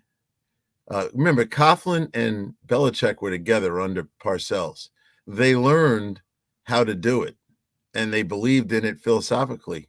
But then again, Tom changed, and I think Bill will change. I know Bill in a different way. He's got a great sense of humor. Maybe it's time for him to let everyone know that he has it. We're all these people that never met him before are going to meet him now via the media, and they're going to find out he's a much more interesting guy than they think. By the way, Monday is must-see Bill TV and radio. He does Pat McAfee Mondays, he does Manning Cast Mondays, and he does what used to be the Tom Brady show now from like 6:30 to 7:30 on NFL radio on Sirius XM. So Monday is must-see and hear Bill Belichick Day. Pat, have a great Labor Day weekend, safe travels, and we'll talk to you next week. Yep, see you on Tuesday, boys. Ready to be, and don't be late, will you? For God's sake, be ready to go. Wow. I like it. I can't wait. There are so many great games week one. I can't wait to start getting into the games next week with you, Pat. Yep. I really can't. I'm looking forward to it. At another year. I don't count how many years we've been together, but it's been a blast. Love having you on. Pat Kirwan here on Miller and Moulton, chastising us before the season gets underway. No more days off. We get Labor Day. We get Thanksgiving. That's it. It's football all the time right now. Hold on. You have off on Labor Day?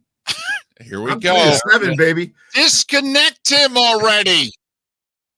The Cape Coral Police Department is growing. They are currently looking for police officers and are offering a $10,000 signing bonus to newly hired officers. If you desire a career in law enforcement, or if you are already in law enforcement and thinking about making a move to a better agency, think Cape Coral Police Department. If you're looking for a police department that is committed to excellence, that invests in the highest level of training, state-of-the-art equipment, and some of the highest compensation in all of Southwest Florida, then the Cape Coral Police Department is for you.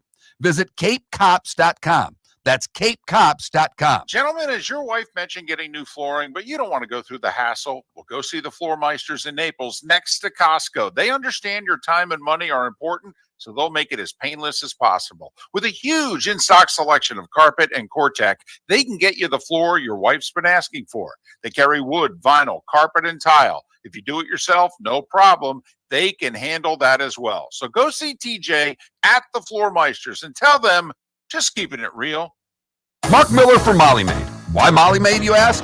Trust. Moulton was a customer for 15 years. Affordability. Didn't I just say Moulton was a customer for 15 years? Worry-free services. Our professional house cleaners are fully insured and a 24-hour warranty. Call Molly Maids today at 239-774-5839. That's 239-774-5839 or online at mollymaid.com/FTMYERS. That's mollymaid.com/FTMYERS. Visit Jason and Todd at the Diamond District. When you enter the Diamond District, you will quickly discover what makes Jason and Todd so unique to Southwest Florida. Within the walls of the Diamond District, you'll find many of America's top jewelry designers who have chosen the Diamond District as their authorized representative in Southwest Florida. Takori, Fana, A. Jaffe, Veragio, Christopher Designs, Shy Creations, Henri Darcy, all names synonymous with excellence and all proudly showcased at the Diamond District. Sleep problem but don't want to wear a CPAP mask? This is Mark Miller for Sleep Treatment Direct. The mask wasn't working for me, and I didn't think I had an alternative. I do. We all do. They have such simple alternatives with greater success than the mask. Visit sleeptreatmentdirect.com. That's sleeptreatmentdirect.com. And if you are like me and your CPAP machine isn't working for you, it's time for a change. Call 239-444-1741. That's 239-444-1741. Sleep Treatment Direct. Sleep safe and sound. Honey, you want to come out? I haven't seen you since Glass Doctor installed our custom shower enclosure. No thanks. Well, you can't keep eating breakfast in the shower, and laminating your magazines is getting expensive. You remember we have guests coming over tonight, right? Oh, I'm sure they'd love to see the shower. It's our neighbors, and I highly doubt they want to be hanging out in our bathroom. The shower's so good, you'll never want to leave. Visit glassdoctor.com today and schedule an appointment online. This is Miller and Moulton.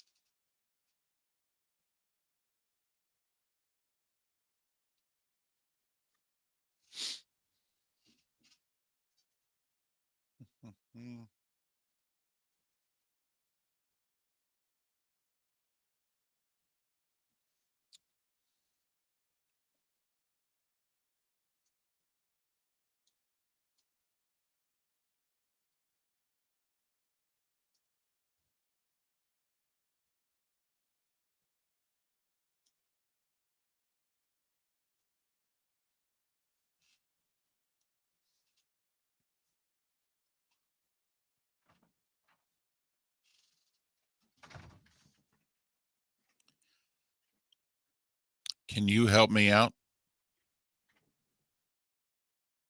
What's that? Can you help me out? No. Just when you get Jack on the line, I don't know if it's Carlough or Carlough, Okay. based on his spelling. Okay.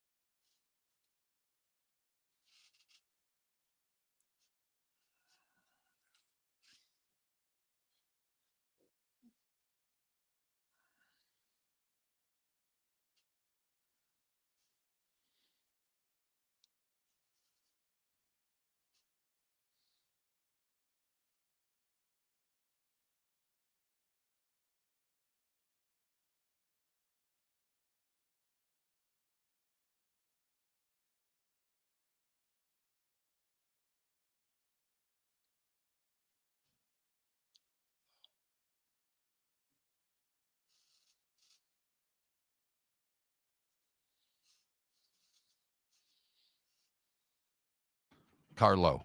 Thank you.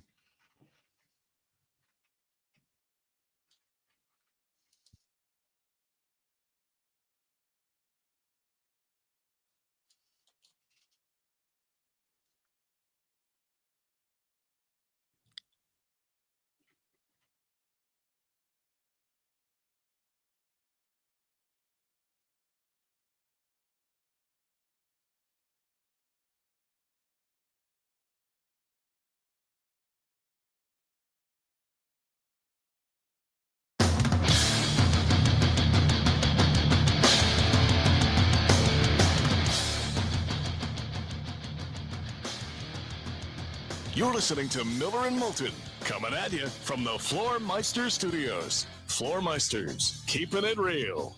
And now, here's Mark Miller and David Moulton. Fourth and final hour of Miller and Moulton on this Thursday. It is the Diamond District bonus hour in the 239 and the 904. Thanks so much for being with us. Miller and Moulton, millerandmoulton.com, Miller_Moulton on X. Our poll question today, go vote. Amongst the Power 4 schools in the state of Florida, Florida State, Miami, Florida, and UCF, which one will win the most college football games this year? Go vote accordingly. Jack Carlough covers the Colorado Buffaloes. He does so while running Buffalo's Wire, which is under the USA Today umbrella. Follow Jack on X at Jack_Carlough, CARLOUGH. Jack, it's David and Mark. Thanks so much for doing this, particularly at this hour. How are you? Good. Yeah, appreciate it. No problem. It was easy getting up today, of course, after months and months of waiting. Game day is finally here, so it's not an issue at all getting up. And, looking forward to 11 hours from now, kickoff in Boulder. All right, what's going to be different about the Buffaloes this year from last year? A lot of hype with this team, but is the offensive line that much better, whereas the season goes on, they're going to be able to handle the grind? Yeah, we'll find out tonight. I'm probably more optimistic about the defensive line's improvements than the offensive line's improvements. But on the O-line, I'm excited to see Jordan Seaton, the 5-star prospect. He'll make his college debut tonight, starting at left tackle. Other good offensive linemen they brought in, Justin Mayers. I think he's going to be solid at left guard. Khalil Benson, an Indiana transfer. I think he's going to start at right guard. But overall, I'm optimistic that they'll, be able to protect Shadrick Sanders a little bit better. And tonight's going to be a perfect opportunity for them to prove that they're indeed better against, a very physical North Dakota State squad. So we'll find out tonight. All right. Obviously, Dion has ushered in a ton of new players in both year one and year two. Is the roster deeper this year than last year? 100%. Especially on the defensive line, as I just mentioned, bringing guys like BJ Green. I think he's going to have a really solid year, kind of an edge rusher type. Wide receiver room, I would argue, is one of the best in Power 4. I think they're going to have a really solid year helping Shador out. Really, the two positions where I'm still, a little maybe concerned about in terms of depth are probably linebacker and running back. But besides that, I think they're pretty deep all around, and I think they'll be able to, withstand any injuries that come. But obviously, keeping Shador and Travis Hunter healthy, that's going to be really important. We know they love to throw the football, and with that receiver room, it could be dangerous. But the Big 12 is built on stopping the run. And one of the things that I think the big transition for Colorado going into the Big 12 is how they effectively stop the run, their defense against the run. You mentioned some edge rushers. Do you think that they've got the depth and the bulk to stop the Utahs and the Oklahoma States of the world from running the football right down their throat? Mm-hmm. I think one player that I would kind of point out there is Chidozie Nwanko. He's probably going to be somewhere in the middle. He's a Houston transfer, massive, maybe probably nose tackle potentially. And Shane Cokes is a returner as well. I think those two guys are going to be really solid kind of in the middle there. And then kind of at the ends of the D-line, I think, BJ Green, as I mentioned, Dayon Hayes, the Pitt transfer, and Samuel Okunlola, he's also a Pitt transfer. I think they're going to be pretty solid up there. Again, we'll find North Dakota State's a perfect test for these guys tonight to prove that they're indeed better. But from everything that we saw during fall camp, it seemed like the defensive line was probably the more dominant unit over the offensive line. So I think those guys up front are going to have a big year. And again, the Big 12, obviously a lot of stacks running back rooms. It was Taj Brooks at Texas Tech, and Ollie Gordon at Oklahoma State. So, they're going to be tested, but I think they're up for it. Jack Carlough, he covers the Colorado Buffaloes for Buffaloes Wire, which is under the USA Today umbrella. You can follow Jack on X at Jack_Carlough, CARLOUGH. Well, listen, we know it's been a big national story, and we're both big Deion fans, but even we've chastised him for this beef with the Denver Post columnist, and before that it was with CBS. Is that as big a deal locally as it is nationally? I would say so. Yeah. Just, being around the media most days, we're not like talking about it directly, but, it is being talked about. It's, for a few days there was pretty much everything you were seeing on social media. But, I know Sean Keeler well. I don't think he's out to get Deion or, make Steve look horrible. But, I mean, he did use some strong language in a few articles. It's just been weird, like, seeing the split from, journalists and media members, giving their full support behind Sean pretty much. And then fans, pretty much on the opposite side unanimously calling him out. So, it's been a study, and I'm looking forward to the 30 for 30 documentary coming out probably one day. So it's been that crazy the past month. Does it make you as a journalist any more nervous covering this team? Do you feel that you have to cover it differently, or do you feel that you just keep doing what you're doing? I mean, I'm still a pretty young journalist, and I'm not trying to burn bridges, and, I want to be respectful of everyone, but also, it's important to keep, journalistic integrity and report things when they happen. But yeah, I know other members in the room. Yeah, it gets it can be tense in those rooms, and, no one wants to be the guy that, Coach Prime calls out. So, that's true to a certain extent. But, I'm just, graduated with a journalism degree 2 years ago. And I think it's important for us to, withhold our standards and, report what's happening. Sean Keeler, he's a columnist, so, he's able to give his opinion on things a little bit more than some other journalists. But yeah, there's been some tense press conferences. I'll just say that.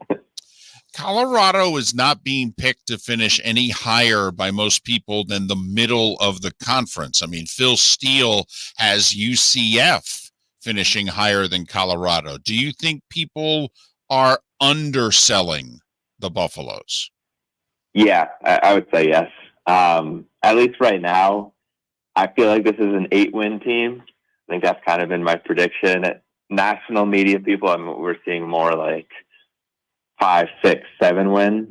But local guys, at least, maybe we're a little biased, but at the same time, I feel like we know the team best, and at least all the local guys I've been talking to, they feel, it's about an 8-win team. A lot of what predictions are based off of in terms of, polls and national rankings, that's based off what this team did last year. And I just don't think that's fair to do with Colorado, just because of how much they've improved over the offseason. And, that Shador is entering 100% healthy. And again, they have the two arguably most talented players in college football, in Shador Sanders and Travis Hunter. I just see, with those two, I just can't imagine this team not even making a bowl game. I think that's the floor right now, is 6 wins. And Vegas is over-under, for what it's worth, is 5.5. Jack Carlough covers Deion and the Buffaloes for the Buffaloes Wire, which is under the USA Today umbrella. Follow Jack on X, Jack_Carlough, CARLOUGH. Jack, thanks for doing this. We know we have a long day. I know you're young, but you can still take naps. All right, naps I might work. go back to bed after this. Okay, great. We'll see, but it's going to be an awesome day. Thanks, really Jack. All right, enjoy it. Do good work. Jack Carlough, kind enough to join us from Buffaloes Wire, talking Deion and the Buffaloes. Do wop, wop, wop. Don't. Get me into my back. I mean, I'm dancing in the chair as it is. If we're going to start doing backup singers, I mean, I'll get up out of the chair. Well, since this used to be our room a long time ago, where we're now doing the show from, the table is higher than it used to be. Yes. You have a lot more room to spin and dance in that chair than you did before. I mean, you look like a blue liner. You look like you're playing defense for the Canadians right now, head on a swivel over there where you're spinning and checking around. I don't know if you're a D-back or a blue liner for the Canadians. Much like when I played hockey, I go to my right much better than I go to my left. So, in terms of spinning, I spin one way better than I do the other. I would need to be on one side of the singer. Put me over here. Okay, choreography-wise, I should be over here.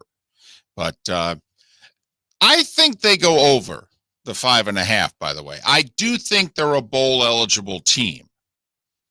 And I do think they win tonight. I just think it's interesting from a defensive point of view, as I've been talking about for a month. The Big 12 has switched how they attack teams. It is a running conference. Can the defensive line hold up against the Oklahoma States, the Utahs, Nebraska, for that matter, early in the season? Kansas State's got a pretty good squad. How do they hold up Texas Tech on the road? How do they hold up in those games being able to stop the run? I have no problem with them being able to score. Teams will shorten games on them and try to run it down their throat. Can they stop the run? Phil Steele has them. He says, my main set of power rating has them at 5-7 with 3 close losses. So they do have a good shot at getting to a bowl game, but they do not make my most improved list. They went 4-8 last year. They returned 16 starters, even amongst all the, chaos that Deion has had roster-wise. He does return 16 starters, including his son at quarterback, who is a projected first-round pick at the position. So North Dakota State, at Nebraska, at Colorado State. Remember, they barely beat CSU last year at home, had to stage a comeback and win an overtime game. And then they get right into the Big 12 schedule. End of September, they come to Orlando. Does that interest anybody? Seriously, how many of you have been to a UCF game? Colorado, Deion at UCF. UCF coming off a bye, by the way. Night before, you could do Vodtech in Miami. How about that at the end of the month, huh? Anybody's got a suite for those games, I'd love to attend with you. You are not shy. Hey there, Miller and Moulton with a big announcement. Our show is enjoying the best ratings we've ever had in the mornings, yet we are in real danger of going out of business. You see, the financial backing to our show has disappeared on short notice. So in order to survive, we need advertising support. If you own a business that wants to reach men 25-54 or 35-64, we are the second best show in the market. And if you want to reach the show that people listen to the longest, then Miller and Moulton is the answer. We have made a lot of businesses, a lot of money since 2006, but now we need you to advertise directly with us. If you advertise directly with Miller and Moulton, the money goes to Miller and Moulton. So please, if you are a business looking to reach men, contact us directly. Text sponsor to 21,000. That's sponsor to 21,000. This is not a joke. Through no fault of our own, the show is in need of sponsors. Miller and Moulton. Text sponsor to 21,000 or go to that Mark Miller or the David Moulton on X.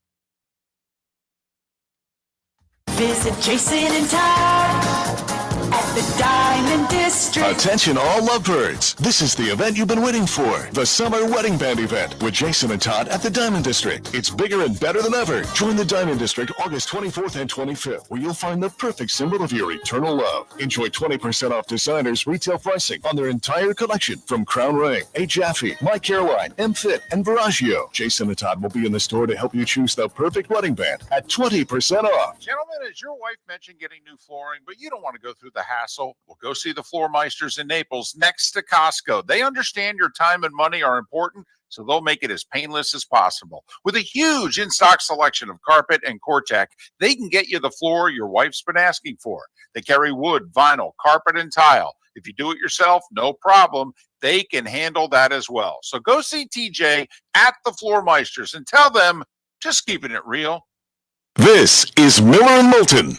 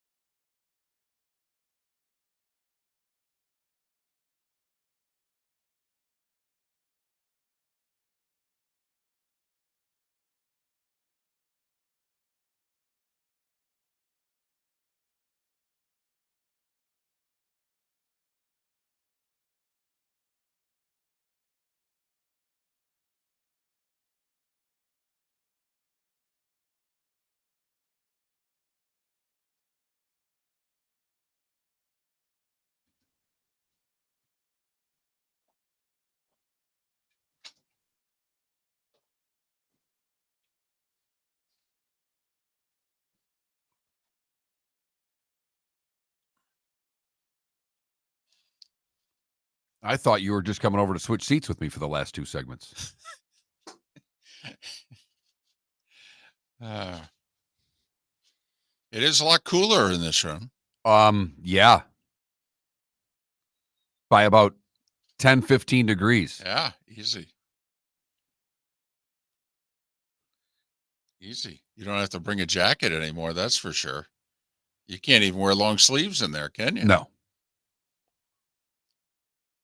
No, I've gone flip-flops. I used to always wear socks and shoes because on that side it was just, you get cold through your feet and your hands Right. and that.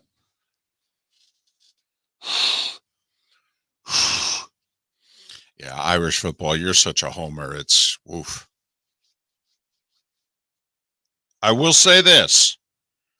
If the consensus, like top 4 or so teams in the Big 12, they get Utah at home, Oklahoma State at home, and Kansas State at home. They go to Texas Tech and they go to Kansas. I mean, it's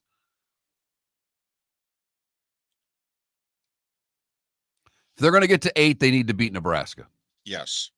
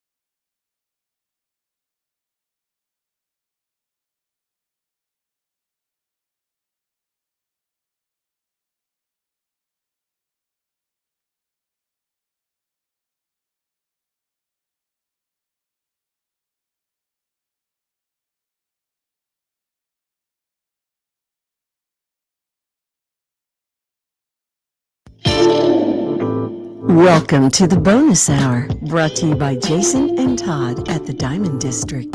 And now, here's Mark Miller and David Moulton. 21 minutes past the hour. Good, bad, and ugly. What's on tap? Today was the day when.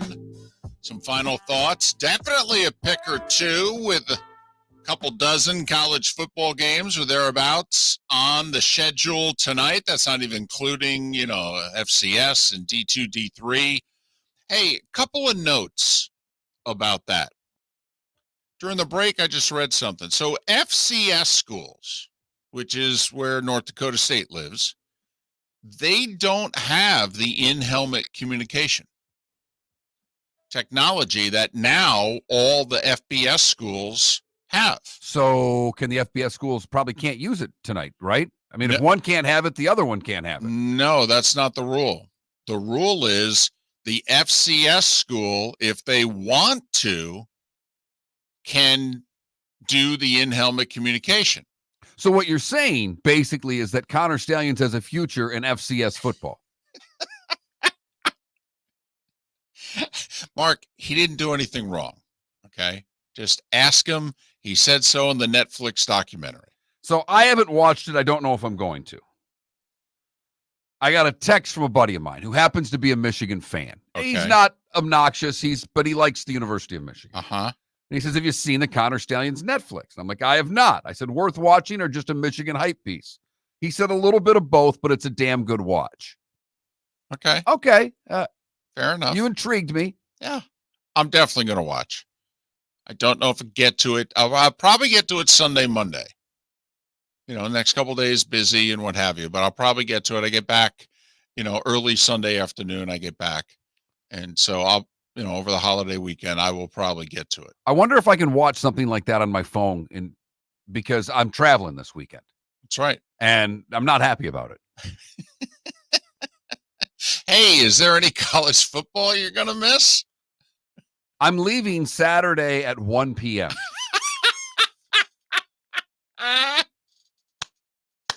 I land at 3:30. Well, there you go. I will be watching the game on my phone My mother-in-law is picking us up from the airport. It's her 80th birthday. I had no There was no bailing on this one. Yeah, you don't even count. Even you don't have to be there. Not at all. It would just do still. I mean, you have to so that you're still a member of the family, but you're not needed. It's purely for show. 100%. I mean, basically, I could have sent the wife and daughter. I probably could have got away with it from my mother-in-law standpoint. I don't think I could have gotten away with it from my wife or my brother-in-law. Not that, but I mean, I think the brother-in-law and sister-in-law would have been, really? He can't make it for your mom's 80th birthday? And I don't need that. Right. No, not at all. Especially your stock's still high. She likes me a lot. Exactly. Right. So you don't want to mess that up. I mean, I got a really nice birthday card. So much. My mother-in-law is not someone that expresses a lot of emotion. She's not an I love you type of person. That's just not her personality. She's a very stoic personality. And I got a very nice, sincere birthday card from her, to the point where my wife looks at the card and it's like, really? What the hell happened? This is not how I grew up. I don't know what's going on. She didn't look at her birthday card and look at yours and go, I think she cares about you more. There's more emotion in yours. Right. That's especially dangerous. Your wife, who saves all cards. Well, she's a card buyer. She's one of those Hallmark. Absolutely. She spends a lot of money sending birthday cards to friends. She doesn't go with just the text happy birthday. She is a send the card happy birthday person to a lot of people. So this is a big weekend. As you know, not only is it your mother-in-law's 80th, but beginning tonight, it's the first big college football weekend. Want to finish the point about North Dakota State, however. So if North Dakota State wants to, they can use the in-helmet communication, but they literally have to spend the money to put it in all their helmets for this game and then rip it all out, because they can't use it for all their other games. So what are they doing? They spent the money. They're a little serious about their football in Fargo, North Dakota. Very much so, but very much want to stay at the FCS level. They have no desire to do what App State has done, because App State, if you look at a program that's done far and away the best job of transitioning from FCS to FBS football, it's App State. They've had a winning record every year. They've gone to a bowl every year. They've been successful. Right. Now, Liberty, but there's Liberty's Cupcake Central. I mean, that they're doing a good job in making the jump, but they're intentionally avoiding playing good programs. They're playing the worst schedule they can play now every damn year. Maybe they'll get to a point where they think they can compete against, top 80 programs, but they certainly won't schedule them right now. But there you go. A game that we circled months ago that we're thrilled is being played. Penn State at West Virginia. Have you heard about how big of a deal this is? Oh, this is a monster for West Virginia. So they're hosting it in Morgantown. Pat McAfee is doing his show live in Morgantown tomorrow. So that's a 3-hour national television infomercial. And he's a West Virginia guy. Right. So game's sold out, and they're expecting a decent number of Penn State fans, so a lot of out-of-towners. So they're expecting a lot of traffic. They close schools tomorrow in the county. They close schools in the county? They close schools. And I mean, do they really go to school in West Virginia? They do. Stop it. They do. All right. I mean, when Florida can look at West Virginia and say, They close schools in, I believe it's Monongahela County. They close schools for traffic. They said, sold out game, there's going to be a lot of people here. But you know what? We're just going to keep the buses and everybody off the roads. No. So So now, if you thought the party for Penn State, West Virginia was going to be such, now even mom and dad don't have to worry, especially mom. No school Friday. Man, there are going to be some couches and flames if they win that game, David. That is going to be one big bonfire. Okay. Along those lines, I'm so glad you went there. So we have not made a pick against the number yet this year, correct? Except for Florida State, Georgia Tech, and we got it right because we took the points. Okay. So here you have it. Little tidbit. Since 2005, that's fairly, top 25 teams on the road against unranked opponents in season openers. 42% against the number. There have been 72 ranked teams go on the road to face an unranked team in season openers. All right. There are 2 such games this weekend. Penn State, an 8.5-point favorite at West Virginia. Miami, a 2.5-point favorite at Florida. So what you're saying is take the points based on the history of these games. Well, if you take the points, you've won 58% of the time over the last 18 plus seasons. But it's certainly, you would think that one of those home dogs will cover based on that trend.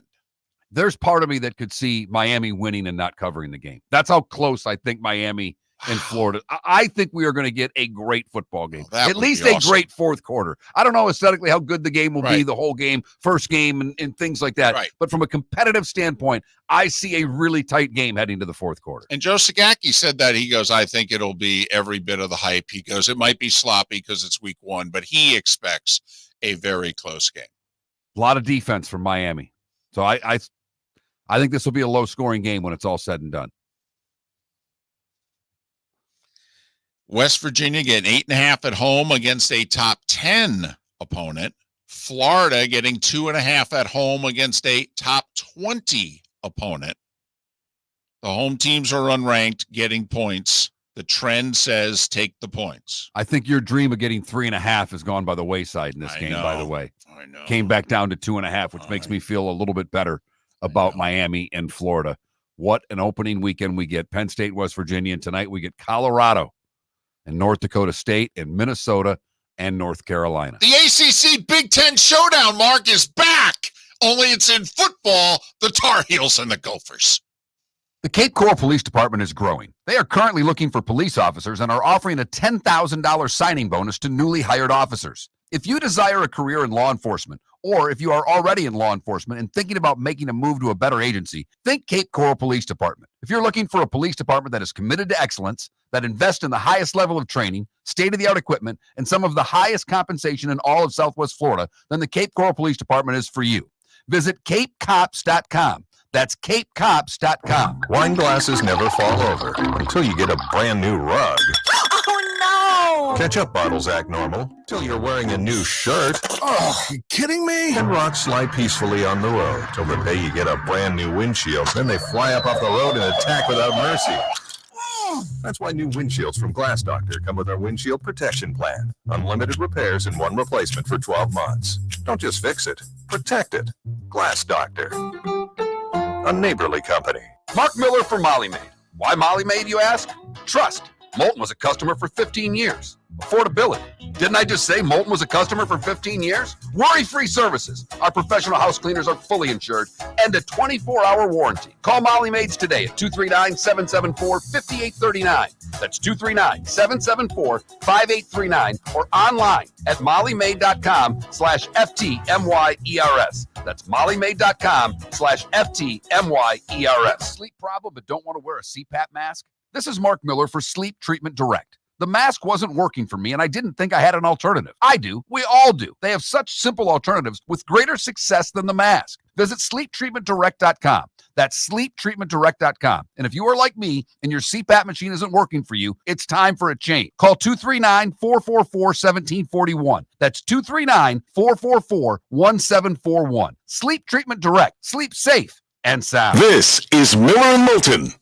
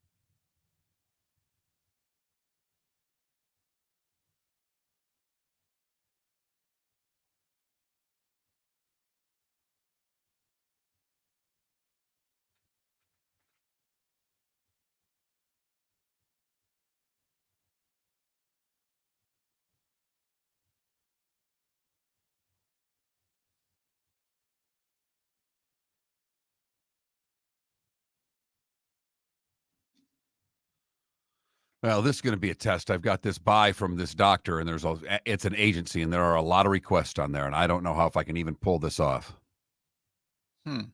Pre-logs, post-logs, things I've never even seen before. Okay, I'll talk to Shane. Well, no, I got to talk to Arrakis. They don't do anything with our logs here. So the commercial spots that play don't. Okay, I just didn't know if does it go through their computer at all or just ours? Just ours. Gotcha.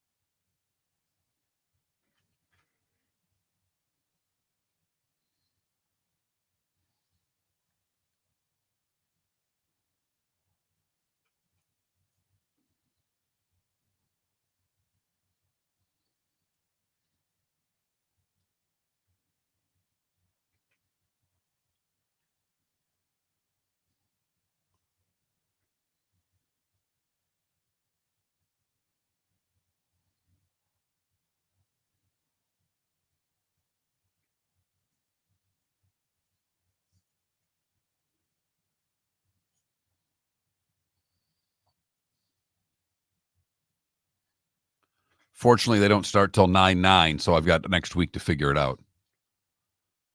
Okay.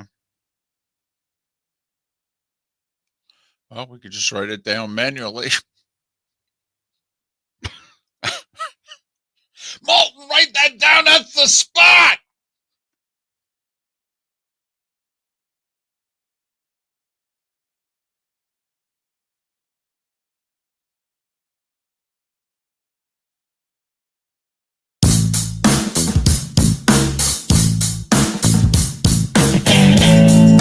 Welcome back to Miller and Moulton. Text the guys what's in your mind at 21,000.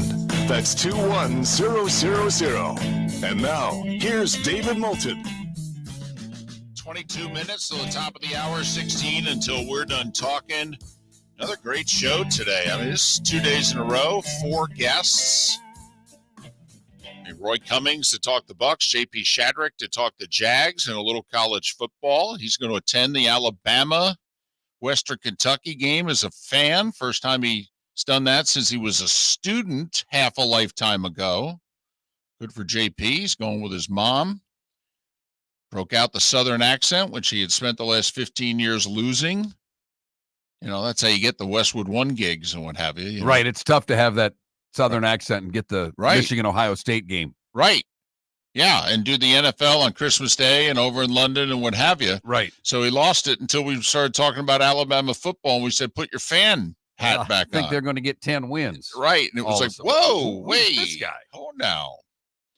So Pat Kirwan joined us on the show, and Jack Carlough just joined us. He covers the Colorado Buffaloes. So he feels good about them. He thinks they're an 8-win team, for what it's worth. And he thinks a lot deeper than last year. Defensive line better than the offensive line, but he thinks they're an 8-4 program. He also thinks they're going to get tested tonight. I mean, I got the sense that he was really looking for Colorado to prove it tonight against North Dakota State. And they apparently did some homework in their coverage of North Dakota State. So they didn't pump out all their coverage just about CU. I mean, he did like a 5-part thing on North Dakota State here for this game. It's interesting. Bud Elliott thinks that Dion and the boys have North Dakota State covered tonight. I think Bud's right. I think the speed on the outside will be just too much for the Bison. The Buffaloes against the Bison. Boy, this screams Upper Midwest. This is so great. The steaks in the area are so good tonight. Fired up. 21 college football games is what I counted that involve FBS teams. Okay, there are, others that are matchups of FCS teams and what have you, but and wait till I go through the TV lineup, Mark. You should see all the networks that are in play for the first Thursday of the college football season. It's very impressive.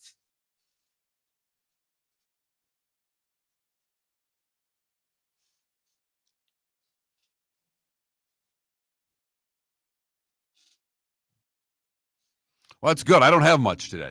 Okay. Pretty uneventful day, so we'll fly through this thing pretty quickly. 1885, boxing's first heavyweight title fight with 3-ounce gloves and 3-minute rounds. 3-ounce gloves. They really went protective with these things. I was going to say they were just trying not to scrape the knuckles. Right. The Goodyear Tire Company, founded today in 1898. We skipped we skipped 99 years. Netflix, founded today in 1997 as an online DVD rental business. Whatever happened to them? And today in 2005, Hurricane Katrina makes landfall in Louisiana. Ingrid Bergman, Charlie Parker, the jazz saxophone player, John McCain, and Michael Jackson, all born today. Elliot Gould is 86, Roy Oswalt 47, and Chris Sims is 44. And that's all I've got, David. What did I miss? Well, first off, it's interesting you mentioned Ingrid Bergman because, yes, she was born today. She also died on her birthday. Huh. Looky there. My father-in-law, unfortunately, did that as well. 61 years apart. Richard Jewell, remember him? Yes. Falsely accused of the Atlanta Olympic bombing.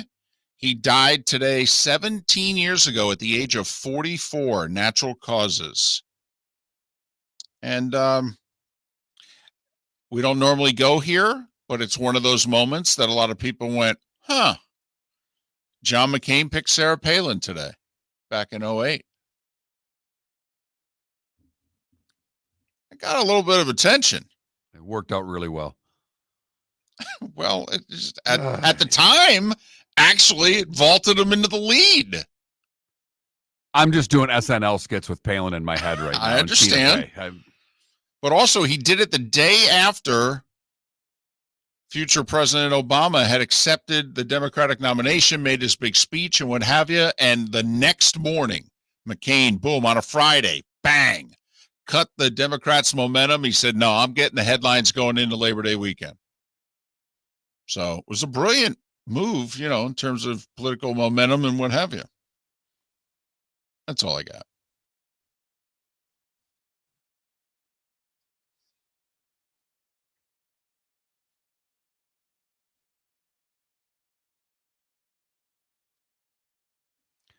We go to Massachusetts for the good, David.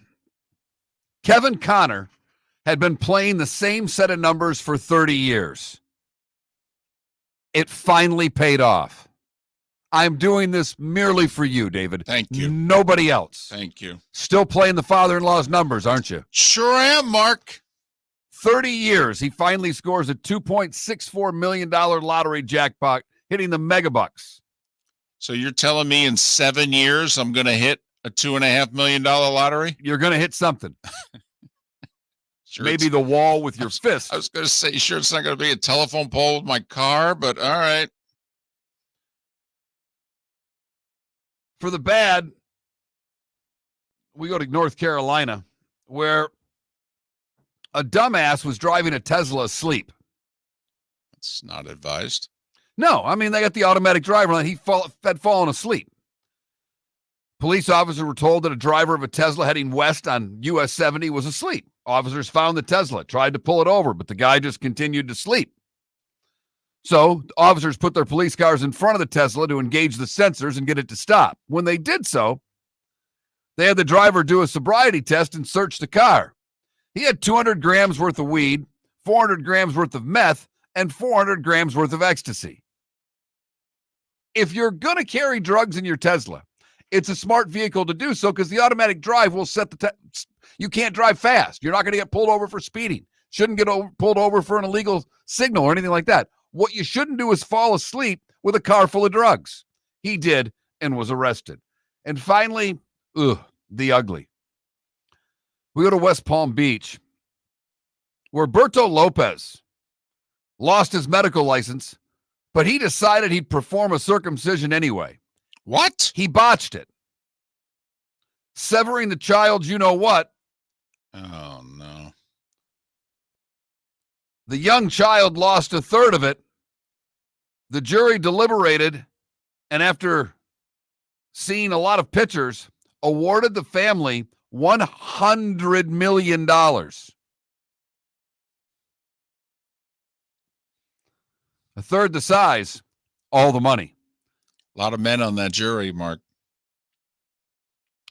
That is the good, the bad, and the ugly on today, August the 29th, 2024, brought to you by the Cape Coral Police Department. Go to capecops.com. If you're looking to join a police force, we recommend capecops.com, a $10,000 signing bonus for new officers. What is that again? How much? $10,000. Oh. You ever get a signing bonus? Not one. No, me neither. 10 grand, huh? David, the one thing that's going to happen, I'm hoping for enough success in this run of Miller and Moulton that we own our own show, tech sponsor to 21,000, that we can give each other a Christmas bonus. No Christmas party this year, but I want a Christmas bonus. All right. I'll take cash. You can have a ham. Here's the deal, though. Unlike past jobs I've had, if you give me a ham gift card, it at least has to be able to pay for the cheapest ham in the building. That's all I'm asking for. When I had to reach into my pocket with the gift card to buy the smallest ham they had, I started rethinking maybe I had chosen the wrong job. So 11 baseball games today and tonight. 7 of them are before dinner, for what it's worth. So you got a bunch of day baseball. Not that you can, find it on TV anywhere. Marlins in Colorado to face the Rockies. If the Braves are going to take over the Phillies and win the East, their final 4 games of the year are in Philadelphia beginning tonight. Braves are 5 back. Figure they got to win 3 out of 4? Have to. If the Phillies can split this series, there'd be like 25 games left. They'd be 5 up. You got to like their chances. As bad as the Phillies have been playing here recently, they've been struggling the past few weeks. I still like their chances, period. But it would be fun to see the Braves get 3 or 4 and make this a race. Unless you're a Mets fan and you're hoping the Phillies take 3 or 4 so you can pick up some ground on them potentially. Or a Cubs fan. Yeah, exactly. Who are 5.5 behind the Braves. One advantage for the Phillies, they're not going to face Sale. Sale pitched last night in the win over the Twins. So the Phillies will play the whole 4-game series against the Braves and will not face Sale. So there you go. Kansas City and Houston. Nice little series. Baltimore continues in L.A. against the Dodgers. Okay, feel free. We used to do a segment on this show with our longtime producer, John Cassio, called Guess the Network. Throw a network out there, and I will tell you, ESPN2 is off the table because they're doing U.S. Open tennis. It's exclusively on ESPN2 tonight because they're using other channels for football. So throw a network at me, and I'll tell you if they've got college football tonight. FS1. FS1, actually not that I can tell. All right. Big Fox does, however. They've got the Minnesota-North Carolina game, right? At 8 o'clock. All right, yes. Big Ten Network, doubleheader, by the way. 6 and 9. Howard, Rutgers, Eastern Illinois. Boy, no debut of UCLA or USC on a Thursday night, huh? No. CBS Sports Network. 8 o'clock, Coastal Carolina and Jacksonville State. Right. Keep going. Well, ESPNU, you said that earlier. Arkansas Pine Bluff. My godson's the punter They're expected to score about 3 points tonight. I'm expecting he's going to be the star of the game for Pine Bluff. ACC Network. ACC Network. Oh, I had it down here. I saw a game. Is that North Carolina and North Carolina State, Western Carolina? There it is. 7 o'clock ACC Network, Western Carolina, NC State. What else you got? We had CBS Sports Network already. Mm-hmm. You didn't go SEC Network. SEC, yeah. What's the SEC Network? 8 o'clock, Murray State, Missouri. So obviously ESPN's got Colorado and North Dakota State. Fox is Carolina, Minnesota. Mark, you're missing one other network that I don't think we've ever talked about in terms of college football before. 10 o'clock tonight, True TV.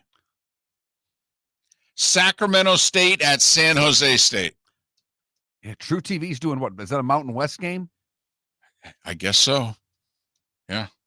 So we got Big Ten Network with a doubleheader.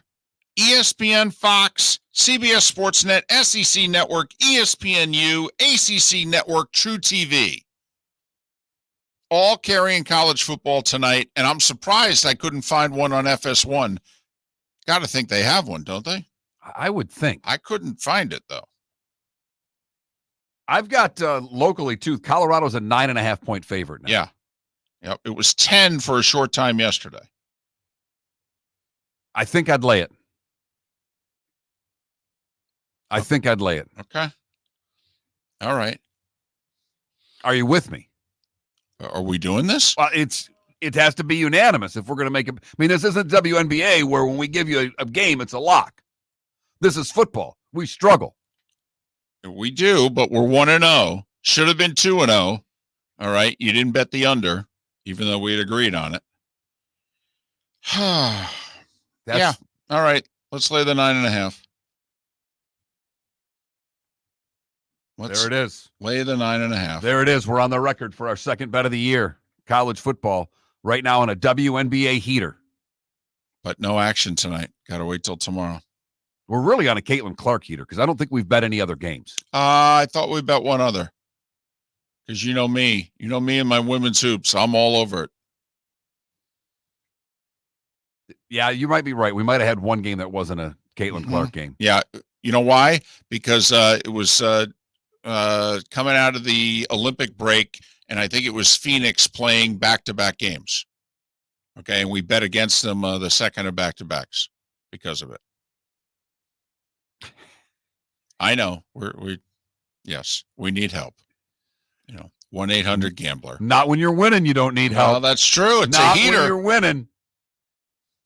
So, great show today. If you missed any part of it, go to millerandmoulton.com. Tomorrow, Lee Sterling joins us with his picks at 7 a.m. That's when Lee will join us every Friday at 7 a.m. And Gary Danielson will join us from Columbus, Ohio, getting ready for the Big Ten on CBS. Music travels with the network. Don't be alarmed. And we'll also talk to Kevin Brockway. He covers the Gators. Canes and the Gators. They play college football Saturday. We're told it's a big deal. Miller and Moulton. The Cape Coral Police Department is growing. They are currently looking for police officers and are offering a $10,000 signing bonus to newly hired officers. If you desire a career in law enforcement, or if you are already in law enforcement and thinking about making a move to a better agency, think Cape Coral Police Department. If you're looking for a police department that is committed to excellence, that invests in the highest level of training, state-of-the-art equipment, and some of the highest compensation in all of Southwest Florida, then the Cape Coral Police Department is for you. Visit capecops.com. That's capecops.com. Honey, you want to come out? I haven't seen you since Glass Doctor installed our custom shower enclosure. No thanks. Well, you can't keep eating breakfast in the shower, and laminating your magazines is getting expensive. You remember we have guests coming over tonight, right? Oh, I'm sure they'd love to see the shower. It's our neighbors, and I highly doubt they want to be hanging out in our bathroom. The shower's so good, you'll never want to leave. Visit glassdoctor.com today and schedule an appointment online. Do you have a sleep problem but don't want to wear a CPAP mask? This is Mark Miller for Sleep Treatment Direct, The mask wasn't working for me, and I didn't think I had an alternative. I do. We all do. They have such simple alternatives with greater success than the mask. Visit sleeptreatmentdirect.com. That's sleeptreatmentdirect.com. And if you are like me and your CPAP machine isn't working for you, it's time for a change. Call 239-444-1741. That's 239-444-1741. Sleep Treatment Direct. Sleep safe and sound. Visit Jason and Todd at the Diamond District. A natural diamond is the oldest artifact you will ever touch, and each is one of a kind. Jason and Todd at the Diamond District would like to meet you personally and share their love of natural diamonds and the positive impact of purchasing a natural diamond. We promise that in our vault sits the largest selection of GIA-certified natural diamonds at the most competitive prices in the world. Jason and Todd look forward to shaking your hand and welcoming you to their Diamond District family. Gentlemen, as your wife mentioned getting new flooring, but you don't want to go through the hassle, well, go see the Floor Meisters in Naples next to Costco. They understand your time and money are important, so they'll make it as painless as possible. With a huge in-stock selection of carpet and Cortec, they can get you the floor your wife's been asking for. They carry wood, vinyl, carpet, and tile. If you do it yourself, no problem. They can handle that as well. So go see TJ at the Floor Meisters and tell them, just keeping it real. Mark Miller for Molly Maid. Why Molly Maid, you ask? Trust. Moulton was a customer for 15 years. Affordability. Didn't I just say Moulton was a customer for 15 years? Worry-free services. Our professional house cleaners are fully insured and a 24-hour warranty. Call Molly Maids today at 239-774-5839. That's 239-774-5839 or online at mollymaid.com/FTMYERS. That's mollymaid.com/FTMYERS. This is Miller and Moulton.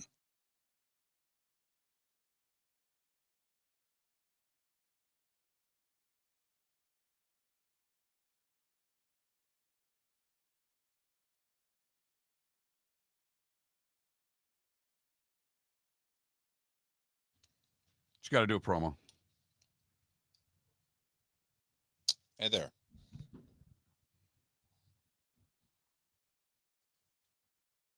Ready when you are. Oh, okay.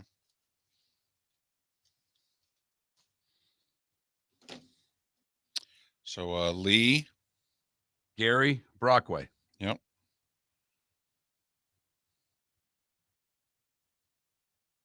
Coming up Friday on Miller and Moulton. Lee Sterling joins the show to make his picks. Gary Danielson will join us. And Kevin Brockway to preview the Canes and the Gators. Man, that's a lot of good football talk. Miller and Moulton, 6 a.m. Friday.